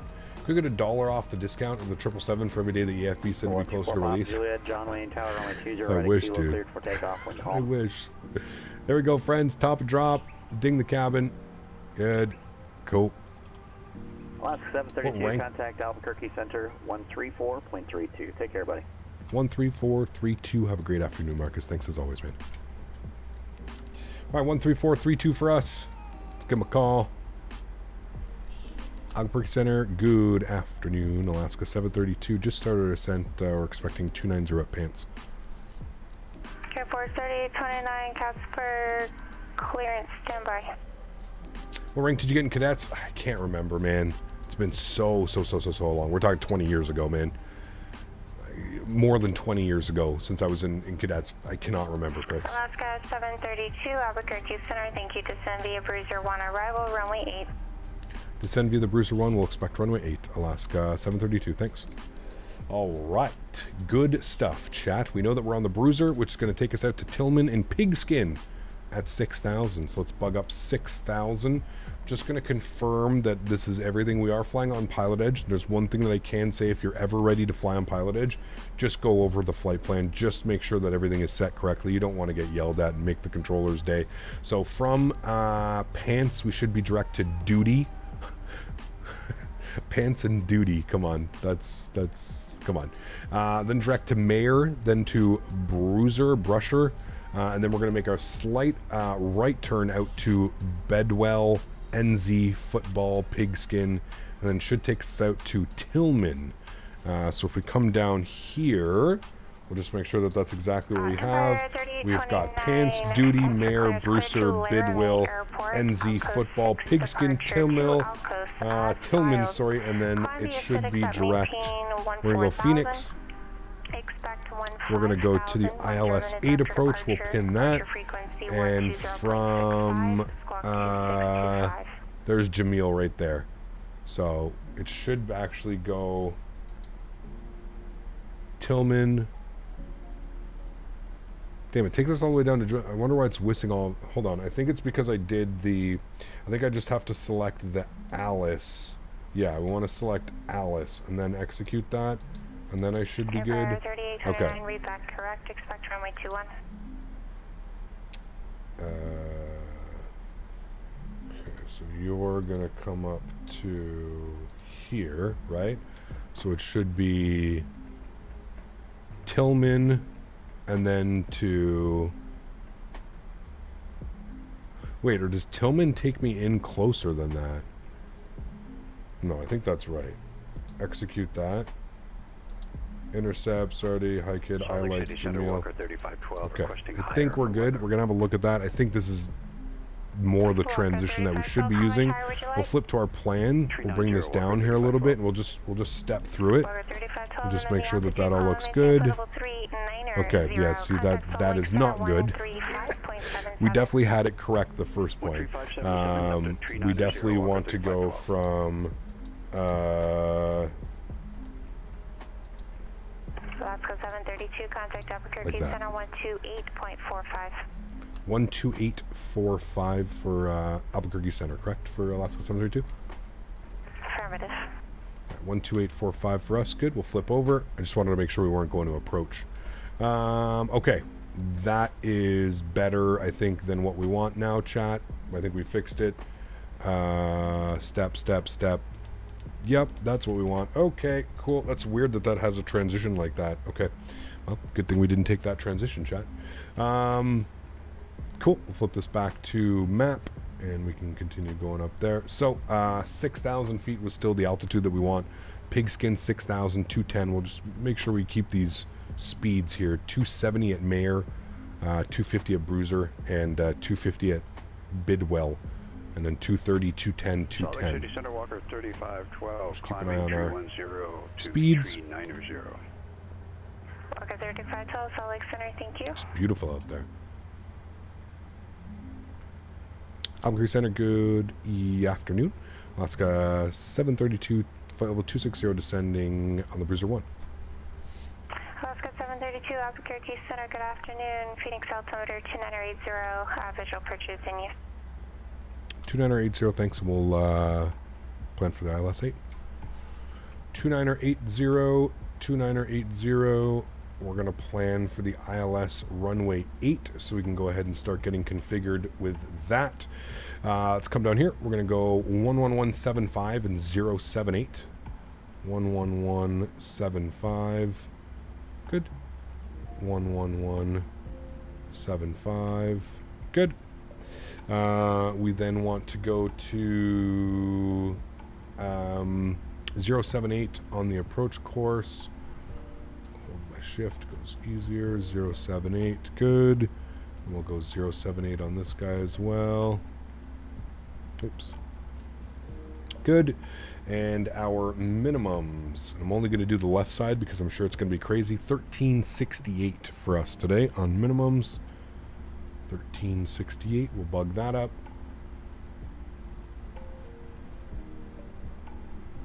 It's, well, there's multiple people controlling, but this is the same. So she's probably doing Seattle Center and Oakland Center. And then we got switched over to somebody else who's doing LA Center. And then she's also, sounds like she's doing Albuquerque Center as well. I think there's only 3 people that work during the day. 1368 is what we got. 1368 checked, Barrow.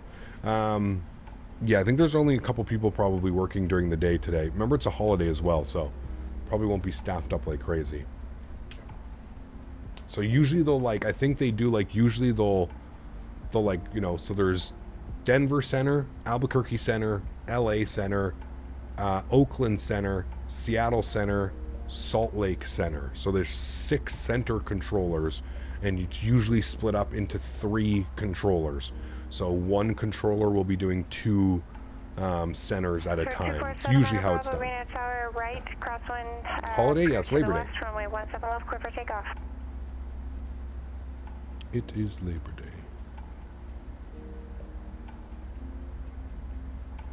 American 9930, contact Phoenix, approach 128.65. 2865, American 9930.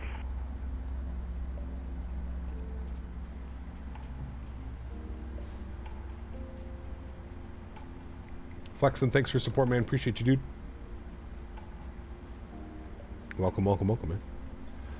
All right, start turning our sounds up here just a little bit more. We'll get our music down. 3829, Casper Ground, runway 21, taxi via Alpha, hold short, runway 26 at Alpha, and contact tower, holding short. Oh, Captain, sorry I couldn't start with skateboarding outside. No worries, man. Now I don't have a boss button when watching. There you go. American 9930, Phoenix approach. Confirm you have India, I believe you said you did, and expect flight approach runway 8, let's shift it for a class. That's great news. Bobby Wilson. American 9930, join the runway 8 localizer. I'll point out the field as you get closer. Okay, got everything set up there. Everything's looking great. Transition altitude's coming up. We're expecting 2980, which we have set here as well. Forecast 2980. Good. we can get ready and do 1574, contact Albuquerque Center 134.6. our descent checklist soon here, chat. We're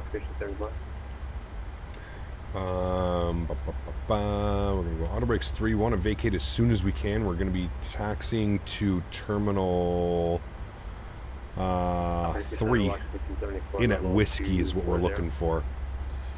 The exact 1574 Albuquerque Center, gate thank you. that we want is Echo 6. Echo 6 is the exact gate that we're looking for. So we'll plan for that. Igor, how are you, man? Good to see you, dude. Welcome back. Hope you're doing well. That is what we shall plan. 270 on the speed. Speed's rolling back. 270. Good. Oh, we're just coming in over some clouds. Looks like it's clearing up, though, right in front of us. Airport's going to be, like, up over there once we get in, so it's, looks like it's nice and clear. What's the name of the Indian restaurant in Vancouver? I want to see if you remember the name, same as me. Little Indian Bistro. No, Little Tasty Indian Bistro? Little Indian Bistro. One of those two, Dan. Tasty Indian, I'm pretty sure it was Tasty Indian Bistro. I think that's what it was. Short stream today? Should be normal. We've had some really long ones. We had like a 6.5 hour stream on Saturday. We had a 4.5 hour. It was Tasty Indian Bistro. Yeah, that's the one I think it is. Oh, it slaps, dude. That was some of the best Indian food I've ever had in my life. Oof. Watching the rival with a couple of beers and going to hit the pool. Contact Phoenix Bridge 128.65. 12865, Alaska 732. We'll see you. All right, 12865 for us. Let's go ahead and check our ATIS here quickly. 12757. 12757. Pick that up quickly. Parallel runways in use. VFR departures, contact, clearance, delivery. Advise on course heading, altitude, and if flight following is requested. Read back all runway assignments and hold short instructions. Advise on initial contact. You have information India. All right, we've got ATIS information India. 5,400, climbing set that up. 10,500. An expensive co-pilot in Canada? It is, yes. Departure, thank you.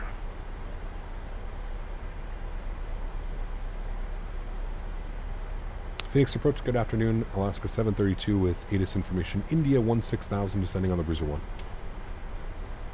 Alaska 732, Phoenix approach, thanks for India. Join the runway 8, localizer, expect visual approach. Join the runway 8 localizer, we'll expect a visual approach, Alaska 732. Tasty Indian is top in Vancouver, 10-minute drive away. Oh, dude. Dan and I went there when we were there in April last year, and it was just... Tower, good morning, Empire. Or April this year. April of this year? April of last year. April of last year. Empire 3829, not this year. Tower, cross runway 26. Okay, let's do our descent checklist, shall we? Altimeters 2980, 2980 cross-checked, good. Minimums 1368 cross-checked. Landing data, flaps 30, 151, flaps 30, 151. Approach briefing has been complete. Auto brakes 3 as required. Seatbelt signs are on. Pressurization panel is set and recall is checked. Descent checklist complete, chat. Looking good. April of 2022, yes. It's usually between 60,000 and 115 CAD depending on the program, training, aircraft, where you want to do. Yes, I would agree. I even still think that's on the cheaper end, but it also depends if you can borrow money.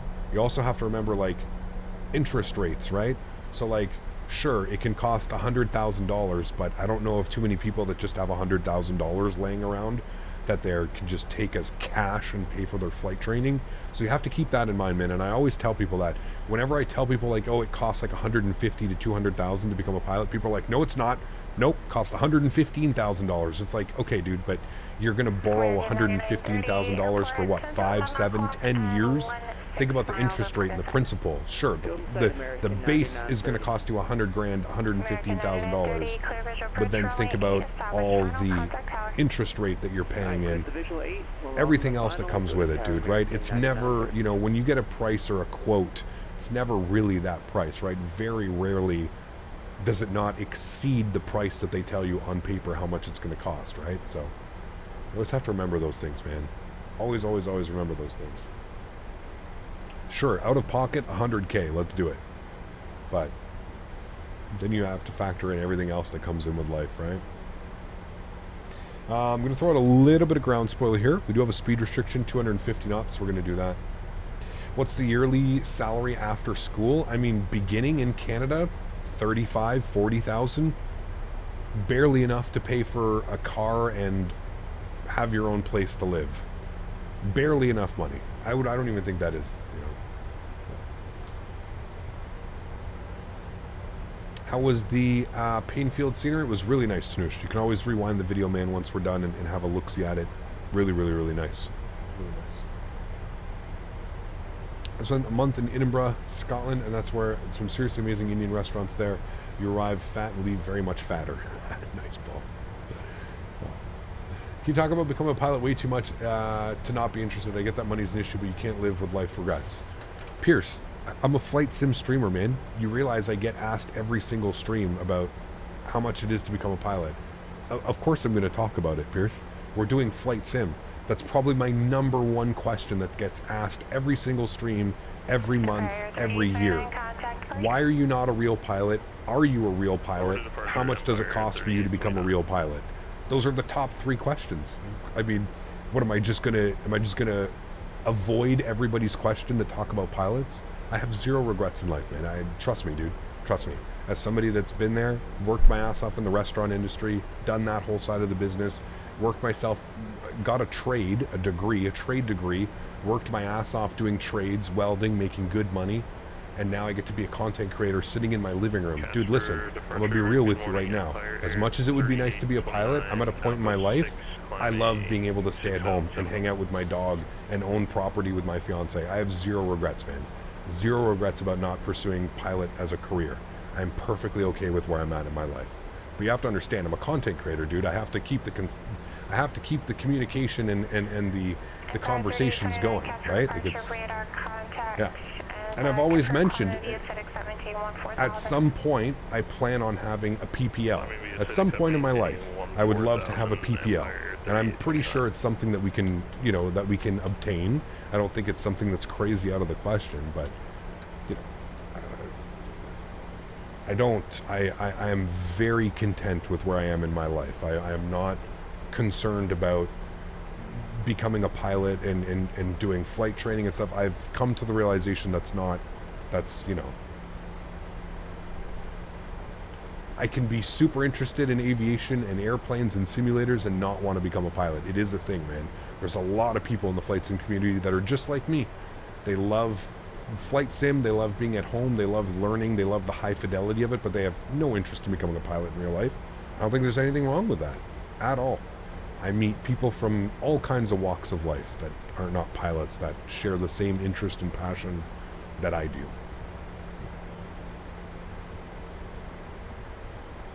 Used to have a PPL. It isn't hard at all. It's the money that's the hardest part. 100%. 100%, man. I mean, every time you want to take the airplane up, $250. Think about that, you know? So, yeah. Right here, that's me too. I couldn't become a pilot due to being colorblind. See? There you go, man. Everybody's got different reasons, you know? We get it. You're a real pilot. Nice, Gavin. 25 minutes in, not banned yet. Have given up on the Discord. They've given up on their Discord.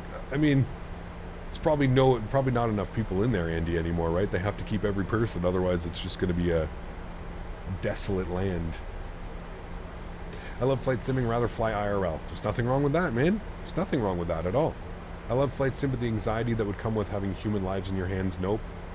Again, completely understand that as well. And there's nothing wrong with that. I feel like that's a very normal thing.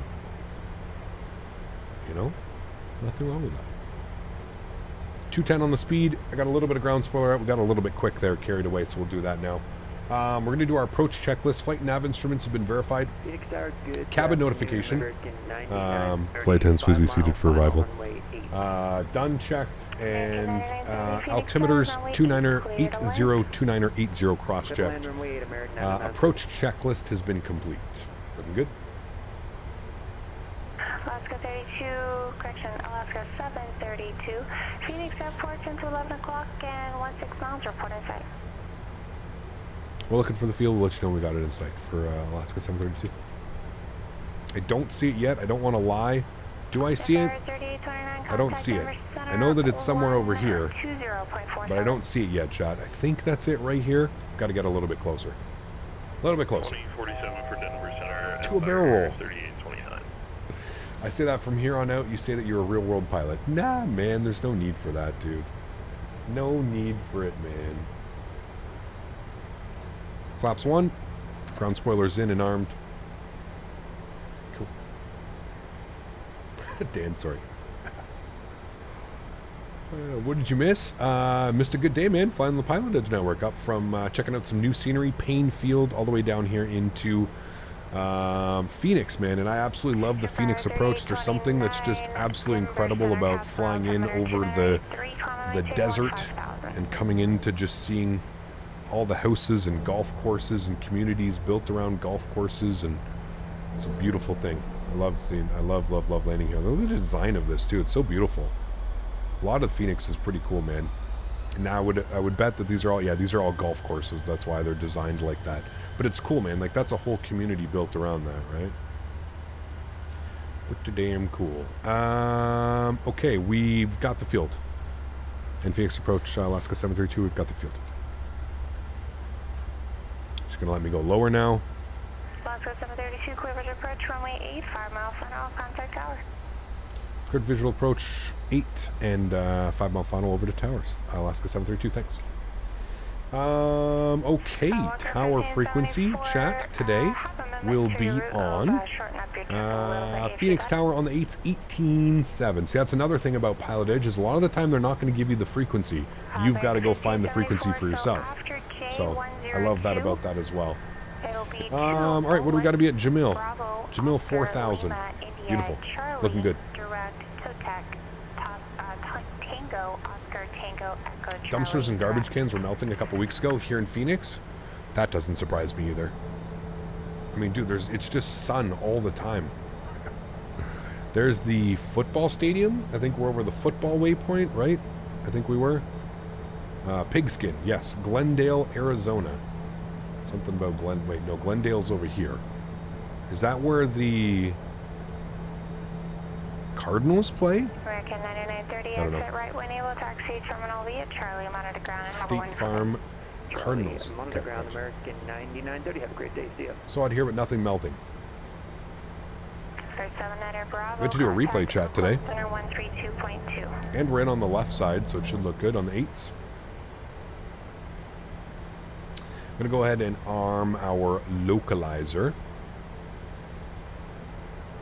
We're 13 miles out. I'm going to start bringing my speed back now to 180 as well. Sorry, 190. I've got glide slope right here in front of us. I mean, it's perfect. Just going to wait for 5 miles, then we'll switch on over to 18.7, get our clearance. Speed's rolling back nicely. Should capture localizer here any second. Waiting for loc. Should capture. And we'll throw it right into approach mode. There we go. Loc star, good. And we'll arm approach. Good. Let's go flaps 5. We're about to intercept glide slope. I mean, look at that view right out there, Chad. That's why I love landing in Arizona, man. The views are just incredible. So beautiful. Love the scenery in around Phoenix. It's beautiful. Yeah, it's absolutely beautiful. I love it as well. All right, we got 170 in on the speed. Gonna wait a little bit here and we'll get gear down. I should have been a good pilot, and I should have done my fix, and I should have done KPHX. This is one thing that I got to get used to. I got to do my fix rings. 10. 2500. 5. Good. Fix rings help a lot. Cool. Let's go gear down. I'm going to go right down to flaps 15 degrees. Give you a nice view of that happening out the window. Get our sound up a little bit. Ah, beautiful. Paul, what's up, man? Good to see you, dude. It's been a while. Hope all's well. Especially now that you're a real world pilot. Yeah, absolutely. Fucking guys, man. Those are too much, dude. Smarten up. Smarten up. 151 on the V-app. Let's get that plugged in now. 151. We've been, we'll wait. We haven't been cleared to land. We'll wait to get our taxi light on. Everything else looks good. 7 mile final now. Let's go ahead and go flaps directly to 30 degrees, which will be our landing flaps today. Set up the fix rings for the airport or for the runway. I usually set it up for the runway, for the airport, sorry. Andy, but I'm pretty sure if you've got it plugged in, it actually starts at the runway. I think if you have an arrival program, like it knows that you're landing runway 8, I think it does it around your runway. I think. I don't know a lot about it though. I'm kind of new to the whole range rings. All right, replay, recording, good. Landing checklist, gear down, 3 green, flaps, 30, 30, green. Speed brake is armed, green light, start switches over to continuous. We've already done that, good. Switch over to tower. 1,000 feet. My airplane, enjoy the arrival, guys.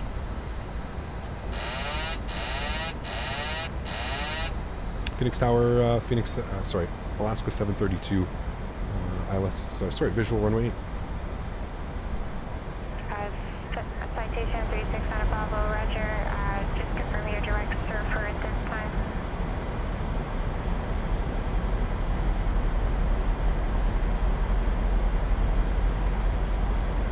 Sir 600 Bravo, can you need a heading, flight heading 270 until direct surfer. Gonna be late clearance here, chat. 300. Approaching minimums. Runway 8 clear to land, Alaska 732, thanks. Minimums. Alright, we got it. Minimums. Landing checklist complete, minimums. A little bit low on slope. I don't know where that came out of. 100. Back on track. 50. 40. 30. 20. 10. Reversers, nose down gently, into the wind.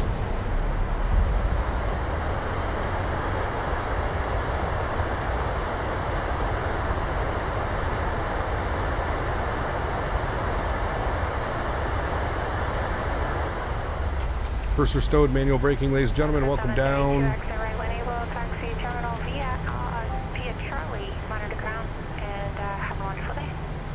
We'll vacate to the right, terminal via Charlie, and we'll monitor ground. Have a great day as well. Alaska 732, we'll see you. Alright, chat, welcome down. Not a bad landing at all. Happy with that one. Ground spoilers, flaps. Let's go ahead, and she wants us via Charlie. Charlie is going to be the second one, so we'll go straight forward into here. Got our landing lights off. Beautiful. You can go on, you can go off, you can go off, you can go off. We'll stop the clock. 2 hours and 20 minutes, chat. We're 11 minutes early. 11 minutes early. Could have used idle reverse. I use max reverse all the time. All the time. The way that I have it configured, it's you don't really have an idle reverse with the honeycomb. It's like a little switch. Like it's a click. You can't just do idle reverse. It's not like the TCA Airbus setup where it allows you to do something like that.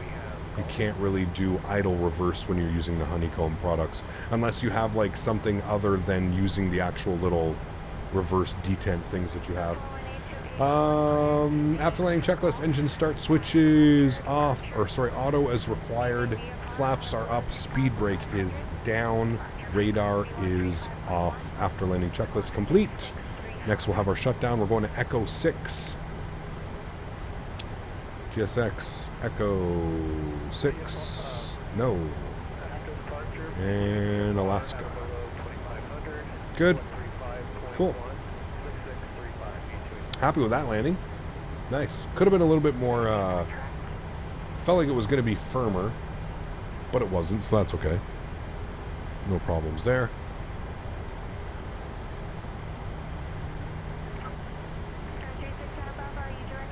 Retired firefighter, how are you, man? Good to see you, dude. ECAM, a few months ago I bought a sub to P and found out weird how controllers control center, approach tower, and ground, but it's understandable. It's only some paid controllers. Correct.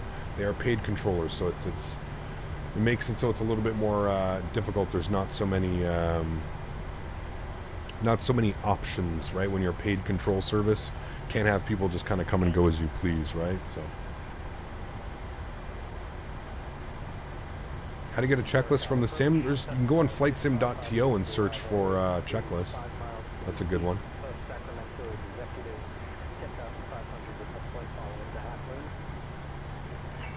All right, Echo 6. I see them over there waiting for us.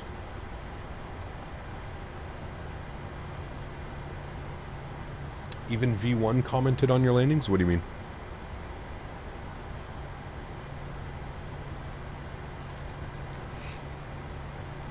Echo 6. Let's go in here.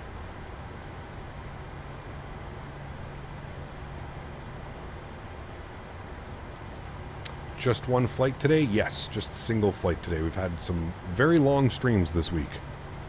So just the one. My back is definitely feeling it today. Not that I would know, I don't watch any other simmers, but I guess that he commented on how many butters you have. Well, that's nice of him. Butters don't really matter, as long as we're consistently getting great landings, right? That's the main thing. Butters are good. But I feel like as long as we're consistently putting it down within the landing rates, that's a little bit more, right? The fact that we can pull off great landings, hey, there's nothing wrong with that either. I'm not saying that as well, but I'm just happy that we're consistently putting it in the touchdown zone, being nice and, you know. Give us a dance? Dude, this would be 3 days in a row. I don't know, chat. We got a dance into Hawaii. We got a dance yesterday. I don't know if we're getting one today. Shit. I forgot to spool up the EPU. Hold on. We got to wait for our dance anyways. Bad pilot. Where's my first officer? Daniel? Why did you start the EPU?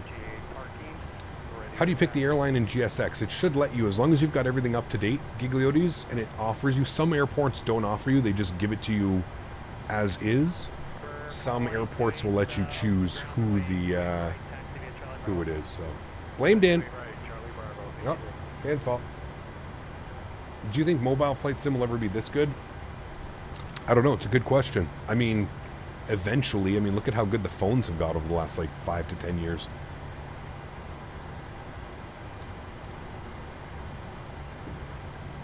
Hi, Joe B. We gonna play BattleBit, Joe?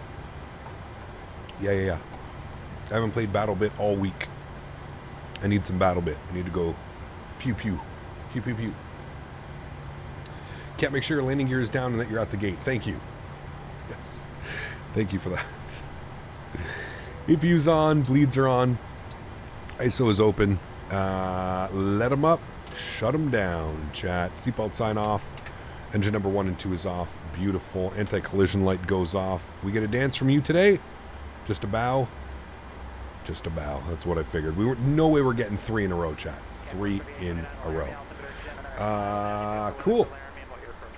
There we go. Beautiful. Great day of flying, man. Thanks to Pilot Edge for the wonderful ATC. Thank you to Mr. Citation Max coming in as well, flying with us, giving us some traffic along our routing as well. That was very wonderful. We'll request deboarding. We'll stop our replay as well. We'll be able to watch our replay here momentarily, chat. Beautiful. Look at us. Like a bunch of professional pilots. That's right. I'm now a professional pilot, chat, by the way. In case you didn't know, I am now a certified professional pilot. Great day of flying, friends. Thanks so much, everybody, for joining me today. I really, truly do appreciate it. I hope you guys had a great day. If you haven't done so, don't forget to smash down that thumbs up. Pardon me. Show some love to the channel. That's it for me for the beginning of the week. The next live stream for me is going to be Thursday afternoon. We're going to be back in the UK. I haven't decided if I want to stay in the 737 or if I want to be in the A320. I'm on the fence. I feel like we're probably going to be in the A320 just because I don't think we're going to get the EFB this week, but I have a tingling sensation that within the next 2-3 weeks we are going to get the EFB for the 737. So I don't want to be over... I don't want to bore you guys with 737 content and then the EFB come out and then us fly the airplane again for another week or two. So most likely back in the Airbus on Thursday. We'll have a look at Phoenix V2 again. So yeah, it should be awesome. He knows something, yeah. Thank you for joining us, Max. Appreciate you, my man. Thank you.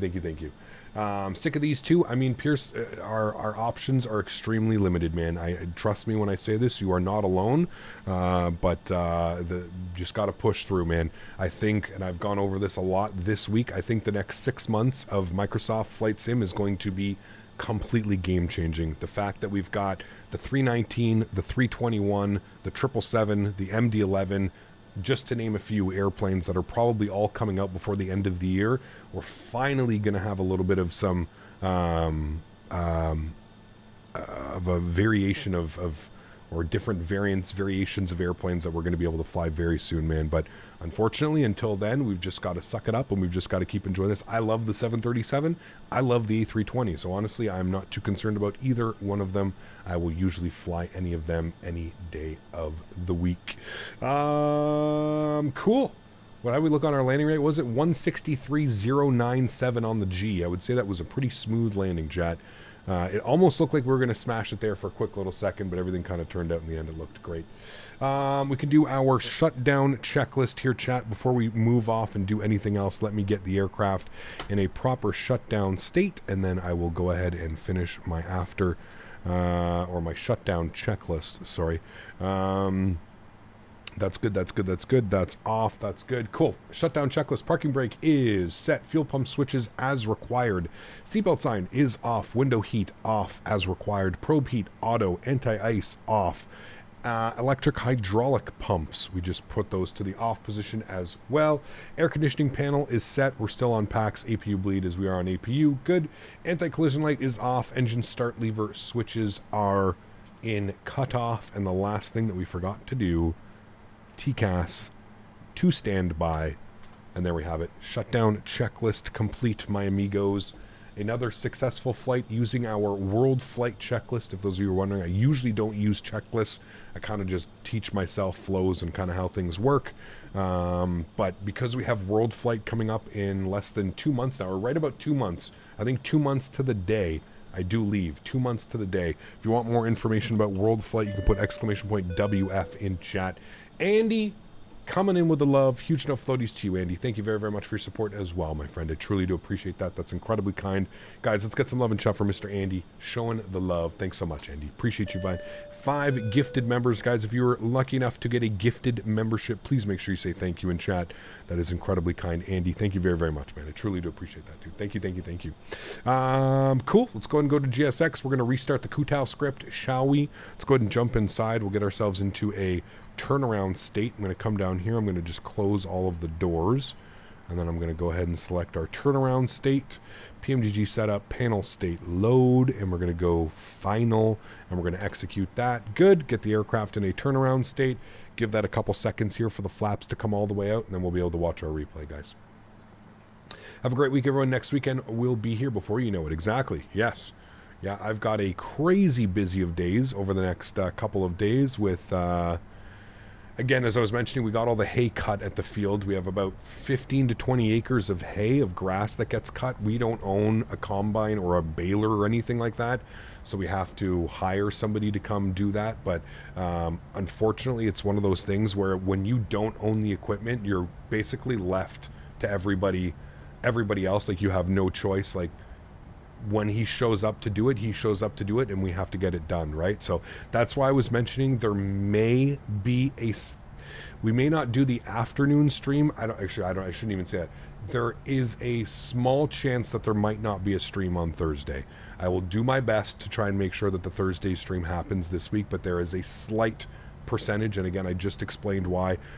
I don't own a combine. I don't own a baler. I don't own any of these tools and these machines that are required for us to get hay for the winter to feed the horses, right? Very important. You get all the hay so that the horses eat the hay throughout the winter. They can survive and live. And so we're basically up to them. So there's a chance that he may be doing it tomorrow. There's a chance that he may be doing it on Wednesday. There's a chance that he may be doing it on Thursday. It all depends on the other fields around us.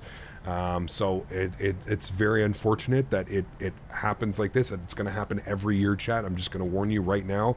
There's going to be that certain 3 or 4 days where I basically have to be at a whim's notice because I cannot make my fiance do this all by herself. It's bad enough that it's a massive chore for both of us. Imagine 700, 600 bales of hay, and it's just her and I. I'm in the back of the thing grabbing hay and flipping it over and putting it on the bale, and then the bale things bringing it all the way up, brings it all the way up to the hay storage, and then she puts it up in the hay storage. We do have a hay storage for the tractor as well, but those are big 1,000-pound bales of hay, which she can't feed all winter. They don't stay the best for winter. You want smaller ones. So anyways, that is just a heads up. That may not even be an issue. They may start bailing tomorrow and Wednesday and we get everything done, but I just want to give you guys just an in case, just so it's not some crazy big news on Thursday if I can't go live. Obviously, if you're not in the Discord, join the Discord. I'll keep you guys updated on there as best as I can, but I'm hoping that he's there either tonight or early tomorrow, and tomorrow we can do a bunch, and then Wednesday we can do a bunch, which means that I'll be live again on Thursday. I don't live on a farm, Urged Panda. I bought a farm with my fiance. We split it. We bought a farm together. It's 34.5 acres horse farm. So it's not like there's no cows, sheep, or anything like that. We're not doing any, we're not growing any crop or anything. It's a horse farm, and it's got about 20 acres of pasture that we cut every year, and we take all the hay. It's far cheaper for her to hire somebody with a combine and a baler to come do our own property than it is for her to just outright source the bales of hay, right? When you're outright sourcing the bale of hay, you're still paying per bale, then plus, there's a lot that goes into it, right? There's the fuel, there's the labor, there's a lot that goes into the pricing of a bale per hay. So can you rent a combine? I don't think so. I don't know. There might be other farmers out there that like rent that type of stuff out, but I highly doubt it. Those machines are like $250,000, man. So I don't think I will ever own one of those. I don't own enough land. I know that it sounds like a lot, like 15, 20 acres, but it's really not that much, chat. Honestly, having that does not warrant buying like that big of a machine. They're just insanely expensive, and that's one of those things that you can't, that you don't want to cheap out. You probably want to buy something new, right? So anyways, just wanted to give you a heads up. It's nothing confirmed. I just wanted to throw it out there for you guys, just so that you, it wouldn't be a complete surprise if there was no stream on Thursday, but my fingers are crossed that is not the case and that we will be able to go live. I absolutely love the ortho coming into Phoenix as well. I mean, look at Phoenix downtown. This is why I love landing on the 8s. You just pass by everything. It's absolutely fantastic. Mods, donators, sponsors, thank you all so much for everything that you do for the channel. Without you guys here, none of this is possible. Seriously, thank you all very much for your support. I truly, truly, truly do appreciate it. Everything that you guys do, all the gifted subs, all the donations, all the likes, everything, man. You guys are the best. I truly do. Thank you guys, honestly, from the bottom of my heart. To everybody else that cannot support the stream with a monetary value, but still comes to hang out stream after stream, keep chat going, keep chat busy, smashing down that thumbs up, sharing their love and their passion for Flight Sim just as we do. I want to thank you guys just as much. This wonderful community that we're building is absolutely fantastic, and for that I am forever, forever grateful. So thank you everybody for the support. I truly do appreciate it. I hope you guys enjoyed this week's flights. It was a fun one, man. A lot of fun this week. We did a lot of cool flights, went out to Hawaii, did a shared cockpit with Mr. Jeff Faviano. A lot happened this week, Chad. It was a lot of fun, and I really hope you guys did enjoy it. Next week, back in Europe, I believe we're going to be in the A320. That's the plan, at least for now. Things may change, but next week, back in Europe, A320. Maybe we'll do some British Airways, some EasyJet, some more Lufthansa. All kinds of options. Guys, have yourselves a wonderful beginning of the week. Have a great rest of your holiday, Labor Day. For those of you back at school tomorrow, enjoy school. Enjoy everything that comes with this year. I know there's a lot of people that were saying they're on their final year this year, so enjoy that, guys. And I look forward to seeing you guys, hopefully, all on Thursday. Enjoy the outro tunes. Enjoy the replays. And I will see you guys, hopefully Thursday. I would bet that we'll be seeing each other on Thursday. If not, maybe we can make something up and we could do Friday, Saturday, Sunday, Monday or something next week. But we shall see. Anyways, guys, enjoy the replays. Have a great day. Ciao. See you.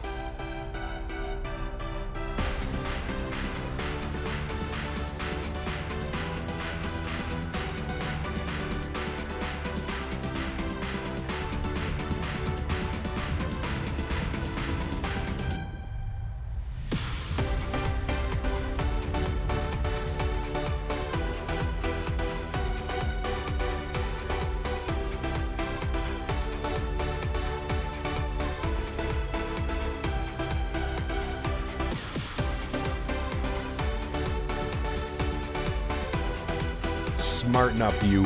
Thanks for the donation, Robbie. Appreciate you, my man, as always, dude. Smarten up.